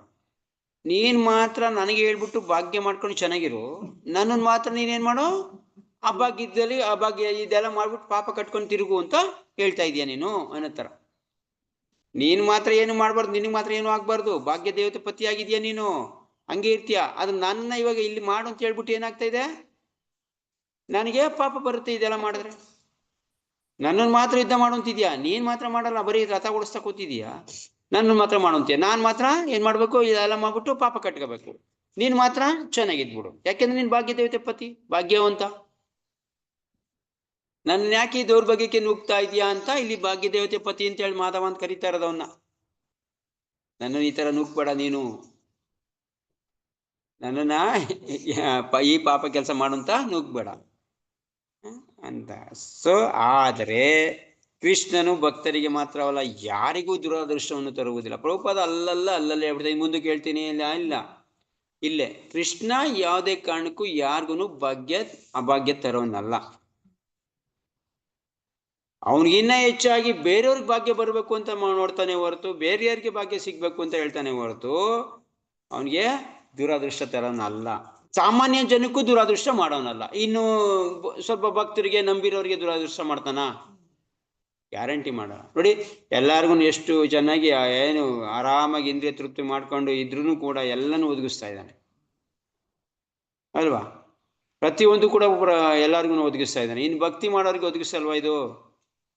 ಯಾಕೆ ಭಕ್ತಿ ಮಾಡೋರಿಗೆ ಸ್ವಲ್ಪ ಕಷ್ಟ ಯಾಕೆ ನಿದ್ದೆ ಕೊಡ್ತಾ ಇದ್ದಾನೆ ಅಂತಂದ್ರೆ, ಯಾಕೆ ಸ್ವಲ್ಪ ಆ ಕಡೆ ಈ ಕಡೆ ಓಡಿಸ್ತಾ ಇದ್ದಾನೆ ಅಂತಂದ್ರೆ ಯಾಕೆ? ಈಗ ನಾನು ಭಕ್ತಿ ಮಾಡ್ತಾ ಇದ್ದಪ್ಪ, ಏನಿದು ಭಕ್ತಿ ಮಾಡಕ್ಕೆ ಹೊಡೆದೇ ಬುಸ್ತಾರ ನಮ್ಮನ್ನ, ಇದು ಸರಿನಾ? ಏನು ಮಾಡದೆ ಅವ್ರನ್ನ ಆರಾಮಾಗಿ ಮಲ್ಕಕ್ ಬಿಟ್ಟಿದ್ದಾರೆ ಮನೇಲಿ. ಎಲ್ಲ ತಂದೆ ತಾಯಿಗಳು ಮಕ್ಳನ್ನ ಏನ್ ಮಾಡ್ತಾ ಇದಾರಪ್ಪ, ಚೆನ್ನಾಗಿ ಒದಿಸಿ, ಅಯ್ಯೋ ಚಳಿ ಆಗ್ಬಿಡ್ತಂತ ಒದಿಸಿ ಮಲಗ್ತಾ ಇದ್ದಾರೆ. ಆದ್ರೆ ನಮ್ಗಿಲ್ಲಿ ಹೊಡೆದೇ ಬುಸ್ಸ ಭಕ್ತಿ ಮಾಡೋದು ಹೊಡೆದೇ ಬುಸ್ತಾ ಇದ್ದಾರೆ. ಇದು ಯಾವ ನ್ಯಾಯ? ಇದು ಸರಿ? ಇದು ಉಲ್ಟಾ ತಾನೇ ಇದು. ಇಲ್ಲಿ ನಮ್ಮನ್ನ ನೋಡಿದ್ರೆ ತೂಗುಡ್ಸಕ್ ಬಂದ್ರೆ ಹೊಡೆದು ತೂಗುಡ್ಸಕ್ ಹೇಳ್ಬಿಡು, ಹೇಳು ಮೇಲಕ್ಕೆ ಹೇಳು, ಸರಿಗೆ ಹೇಳು ಅಂತ ಹೊಡಿತಾ ಇದ್ದಾರೆ. ಅಲ್ಲಿ ಆರಾಮಾಗಿ ಕೂತ್ಕೊಂಡು ಒಳ್ಳೆ ಬೆಳಿಗ್ಗೆ ಎದ್ದಿದ್ದ ತಕ್ಷಣ ಮಾಯಿ ತೊಳಿಲ್ಲ, ಟೀ ಕಾಫಿ ಕೊಡ್ತಾ ಇದ್ದಾರೆ, ಹಾಲು ಕೊಡ್ತಾ ಇದ್ದಾರೆ, ಏನು ಹೋಗ್ಬಿಡ ಮಗು ಮಲ್ಕಪ್ಪ ಅಂತ ಇದ್ದಾರೆ, ಬಿಸ್ಕೆಟ್ ಕೊಡಿಸ್ತಾ ಇದ್ದಾರೆ, ಬೆಳಿಗ್ಗೆ ಕೊಡಿಸ್ತಾವ್ರ ಇಲ್ವಾ? ನಿಮ್ಮಪ್ಪ ಹಂಗೆ ತಾನೆ ಮಾಡ್ತಿದ್ದು ಆದ್ರೆ ಇಲ್ಲಿ ಇದೇನಿದು ಹಿಂಗೆ ಉಲ್ಟಾ ಆಗ್ಬಿಡ್ತಲ್ಲ ಆಕೆ ಪರಿಸ್ಥಿತಿ. ಹಂಗೆ ತಾನೇ ಅನಿಸ್ತಾ ಇರುತ್ತೆ. ಅಯ್ಯೋ ನಮ್ಮ ಮನೇಲಿದ್ರೆ ಆರಾಮಾಗಿ ಮಲ್ಕೋದಾಯ್ತು, 7 ಗಂಟೆ ಅವ್ರಿಗೆ ಯಾರು ಎಬ್ಬಿಸ್ತಿರ್ಲಿಲ್ಲ. ಹೇಳಿ ಎಬ್ಬಿಸ್ತೇಟ್ಗೆ ಏನ್ ಬರೋದು? ಕಾಫಿ ಟೀ ಮುಂದೆ ಇರೋದು, ಆಲ್ರೆಡಿ ಕುಡಿಯೋದು, ಆ ಕಡೆ ಅಪ್ಪನ ಜೊತೆ ಹೋಗಿದ್ರೆ ಬೇಕರಿ ತಿಂಡಿ ಸಿಕ್ಕಿರೋದು. ತಿರ್ಗಾಡ್ಬೋದಾಯ್ತು, ಯಾವ ಜಪ ಇಲ್ಲ ಏನಿಲ್ಲ. ಏನ್ ಹಿಂಗಾಗ್ಬಿಟ್ಟಿದೆಯಲ್ಲ ಪರಿಸ್ಥಿತಿ. ಕೃಷ್ಣನ್ ಭಕ್ತಿ ಮಾಡಿದ್ರೆ ಹಿಂಗೇನಾ ನಮ್ಗೆ ಕಷ್ಟದ ಪರಿಸ್ಥಿತಿನ? ಯಾಕೆ ಹಂಗಾರೆ ಕೃಷ್ಣ ಇಲ್ಲಿ ಅರ್ಜುನ್ಗೆ ಹಿಂಸೆ ಮಾಡಿದ್ದು, ಯುದ್ಧ ಮಾಡು ಅಂತವನೇ? ಪಾಪ ಬೇರೆಲ್ಲ ನೋಡಿ ಯುದ್ಧ ಮಾಡಿದ್ರೆ ಆರಾಮಾಗಿ ಅವ್ರು ಯುದ್ಧ ಮಾಡ್ಕೊಂಡು ಅವರೇ ಬೇಕಾದ್ರೆ ಇದು ಮಾಡ್ತೀನಿ ನಿಂತವ್ರು. ಅದಕ್ಕೆ ಕೃಷ್ಣ ಇಲ್ಲಿ ಮಾತ್ರ ಇಲ್ಲ, ನೀನ್ ಯುದ್ಧ ಮಾಡ್ಬೇಕು ಅಂತ ಯಾಕೆ ಹಿಂಸೆ ಕೊಡ್ತಾನಪ್ಪ ಅರ್ಜುನಿಗೆ? ಭಾಗ್ಯ ಇಲ್ಲಿ ಅರ್ಜುನನ ಲೆಕ್ಕಾಚಾರ ಏನು? ಭಾಗ್ಯ ಇಲ್ದಿರ ಕಡೆ ನನ್ನ ಭಾಗ್ಯ ಅಭಾಗ್ಯ ಮಾಡು ಅಂತ ತಳ್ತಾ ಇದೀಯಾ, ಪಾಪ ಮಾಡು ಅಂತ ತಳ್ತಾ ಇದೀಯಾ. ಅಲ್ವಾ? ಇಲ್ಲಿ ಮತ್ತೆ ಏನಂದ್ರೆ ಇನ್ನೊಂದ್ ಕಡೆ ಹೇಳ್ತಾರೆ, ಇವನಿಗೆ ಕೃಷ್ಣ ಮಾತ್ರ ದುರಾದೃಷ್ಟ ಯಾರಿಗೂ ತರೋನಲ್ಲ. ಯಾಕೆ ಇಲ್ಲಿ ದುರಾದೃಷ್ಟ ತಗಬಾ? ಹೌದು, ಅರ್ಜುನನ ಪಾಪ ಮಾಡು ಅಂತಾನೆ ಕಳಿಸ್ತಾ ಇದ್ದಾನೆ, ಕರೆಕ್ಟಾ? ಅರ್ಜುನಿಗೆ ಏನ್ ಹೇಳ್ತಾ ಇದ್ದಾನೆ? ನೀನ್ ಮಾಡು, ಇದನ್ನು ಮಾಡು, ನೀನ್ ಸುಳ್ಳು ಹೇಳು, ಒಡಿ, ಕೊಲ್ಲು ಅಂತಾನೆ ಹೇಳ್ತಾ ಇದ್ದಾನೆ. ಇದು ಸರಿನಾ? ಕೃಷ್ಣ ಮಾಡ್ತಾರ ಸರಿನಾ ಅಂತ ಒಂದ್ಸರಿ ಅನ್ಸ್ಬಿಡುತ್ತೆ. ಸರಿನಾ ಸಪ್ಪ? ಹೆಂಗೆ?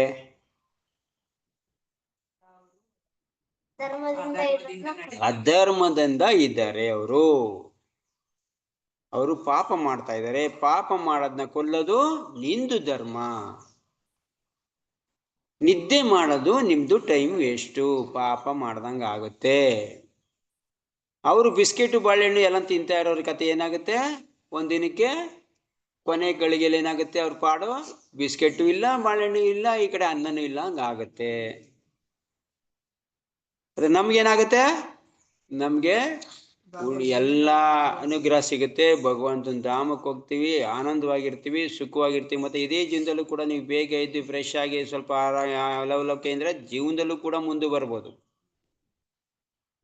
ನಿಮ್ಗೆ ಬೇಗ ಹೇಳೋದ್ರಿಂದ ಶಕ್ತಿ ಬರುತ್ತೆ, ಅದು ಆಲಸ್ಯ ಹೋಗುತ್ತೆ, ಎಲ್ಲ ಆಗುತ್ತೆ. ದಿನ ಒದ್ದಿಸಿ ಮಲಗ್ತಾ ಇದ್ರೆ ಅಂತ ಒಳ್ಳೆ ಎಲ್ಲ ಮೈ ಬಿಟ್ಕೊಂಡು ಇಷ್ಟು ದೂರ ನಡೆದ್ರು ಕೂಡ ಬುಸು ನಗುವಂಗೆ 25 ವರ್ಷಕ್ಕೆ ಮುಗಿದ ಅವ್ನ ಕಣ್ಣು ಕಾಲು ಕಿವಿ ಎಲ್ಲ ಏನೇ ಹೋಯ್ತವೆ. ಇದು ಬೇಕಾ? ಯಾಕೆ ಅಬಗಿದ ಕಡೆ ನುಗ್ತಾ ಇದೀವಿ ನಿಮ್ಮನ್ನ? ಯಾಕೆ ಇಲ್ಲಿ ಸ್ವಲ್ಪ ಇವಾಗ ರಿಸ್ಕ್ ತಗೊಳ್ಳಿ ಅಂತ ಹೇಳ್ತಾ ಇದೀವಿ? ಯಾಕೆ ಒಳ್ಳೆ ಬುದ್ಧಿ ಕಲ್ತ್ಕೊಳ್ಳಿ ಅಂತ ಹೊಡಿತಾ ಇದೀವಿ? ಇದೀಗ ಮುಂದಕ್ಕೆ ಒಳ್ಳೇದಾಗತ್ತೆ.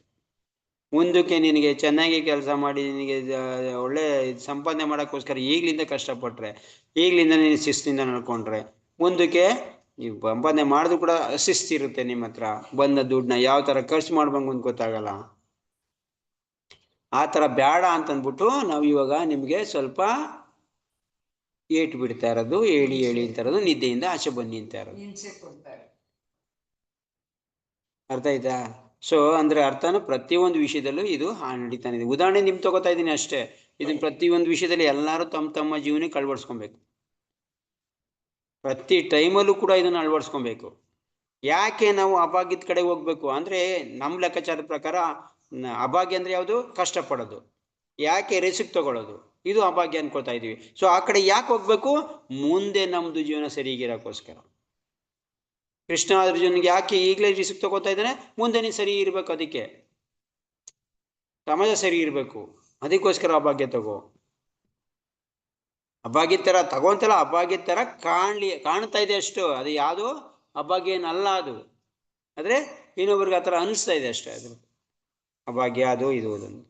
ಅದರಿಂದ ಕೃಷ್ಣ ಯಾರನ್ನೂ ಕೂಡ, ಸಾಮಾನ್ಯ ಮನುಷ್ಯನೂ ಕೂಡ ಅಭಾಗ್ಯ ಕಡೆ ದೂಕವನಲ್ಲ ಅವನು. ನೀನ್ ಭಕ್ತರನ್ನ ಮಾಡ್ತಾನ? ಕೃಷ್ಣ ಚೀಪ್ ವ್ಯಕ್ತಿ ಅಲ್ಲ, ತುಂಬಾ ದಯಾಳು, ತುಂಬಾ ಕರುಣಾವಂತ, ತುಂಬಾ ಎಕ್ಸ್ಪರ್ಟ್, ತುಂಬಾ ಬುದ್ಧಿವಂತ. ಅದರಿಂದ ಯಾರನ್ನು ಕೂಡ ಆತನ ಮಾಡಂಗಿಲ್ಲ. ಅಯ್ಯೋ ಪ್ರಭು ಯಾಕೆ ಹಿಂಗೆ ನಮ್ಗೆ ಹೊಡಿತಾರೆ, ಯಾಕೆ ಹಿಂಗೆ ಹಿಂಸೆ ಕೊಡ್ತಾರಪ್ಪ? ಯಾಕೆಂದ್ರೆ ಯಾಕೆ ಒಳ್ಳೇದಾಗ್ಲಿ ಅಂತ, ಒಳ್ಳೆತನ ಬರ್ಲಿ ಅಂತ. ಈ ಟೈಮ್ ಬಿಟ್ರೆ ನಿಮ್ಗೆ ಒಳ್ಳೆತನ ಕಲಿಯಕ್ಕಾಗಲ್ಲ ಅಂತ.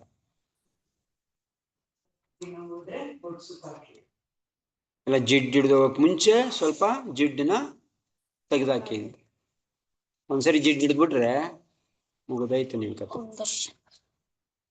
ಚರ್ಬಿ ಏನಾರು ಬೆಳ್ಕೊಬಿಟ್ರೆ ಒಂದ್ಸರಿ ಕರ್ಸೋದು ತುಂಬಾ ಕಷ್ಟ.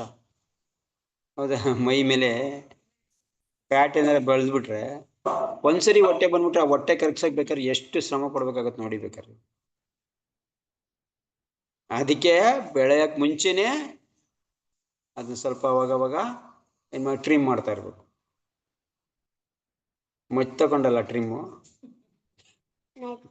ಯೋಗ ಮಾಡಿ. ಹರೇ ಕೃಷ್ಣ. ನಡೀರಿ ಯೋಗ ಮಾಡ್ರೆ. ಶ್ರೀಮದ್ ಭಗವದ್ಗೀತಾ ಕಿ ಜಯ, ಶಿಲ ಪ್ರಭುಪಾದ ಕಿ ಜಯ. ಏನಿ ಪ್ರಶ್ನೆ, ಅದರ ಪ್ರಶ್ನೆ ಇದೆ ಇದ್ರ ಬಗ್ಗೆ?